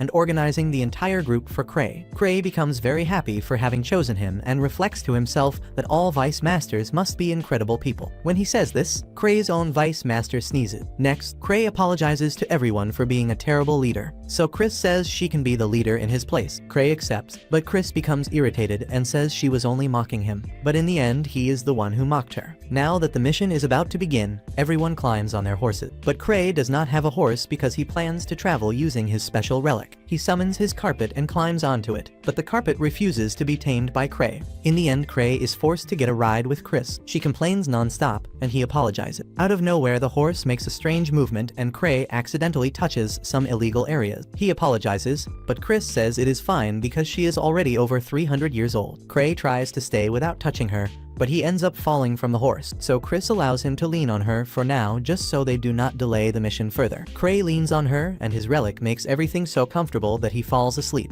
And even while holding on to Chris, he ends up falling off the horse. Meanwhile, Kray's group was dealing with all the problems along the path. They defeated a group of bandits, and thanks to the 2 hours Kray gained by stalling and sleeping along the way, they had time to deal with all the bandits. Kray's group intends to keep clearing the bandits along the path, and if necessary, Lucia will also help them. Fortunately, on the first day, nothing happened, and Franz boasts saying everything went well thanks to his perfect organization. Kray says he must remain alert because something may still occur. Franz then asks what kind of thing will happen, since Kray is known for predicting the future. Kray says he cannot predict the future, but he knows something will still happen. Franz insists that he reveal what is going to happen, so Kray looks at a painting and says that a dragon should appear. But if that really happens, Telm will defeat the creature. During the night, Kray asks Chris to recharge his relics, and she keeps asking how he used so many relics in only one day. She has no idea that all those rings are what keep Kray alive every single day. She complains, saying that Kray made a crazy prediction about a dragon appearing. She has no idea that on top of the place where they were staying, an enemy was summoning exactly a dragon. At the same time, Kray eats a candy that was left at his door along with a love letter. He knows that Citri was the one who left it, but he has no idea how. Chris criticizes him for having no sense of danger, until suddenly everyone hears the sound of a massive creature outside. The soldiers start shouting that a dragon appeared,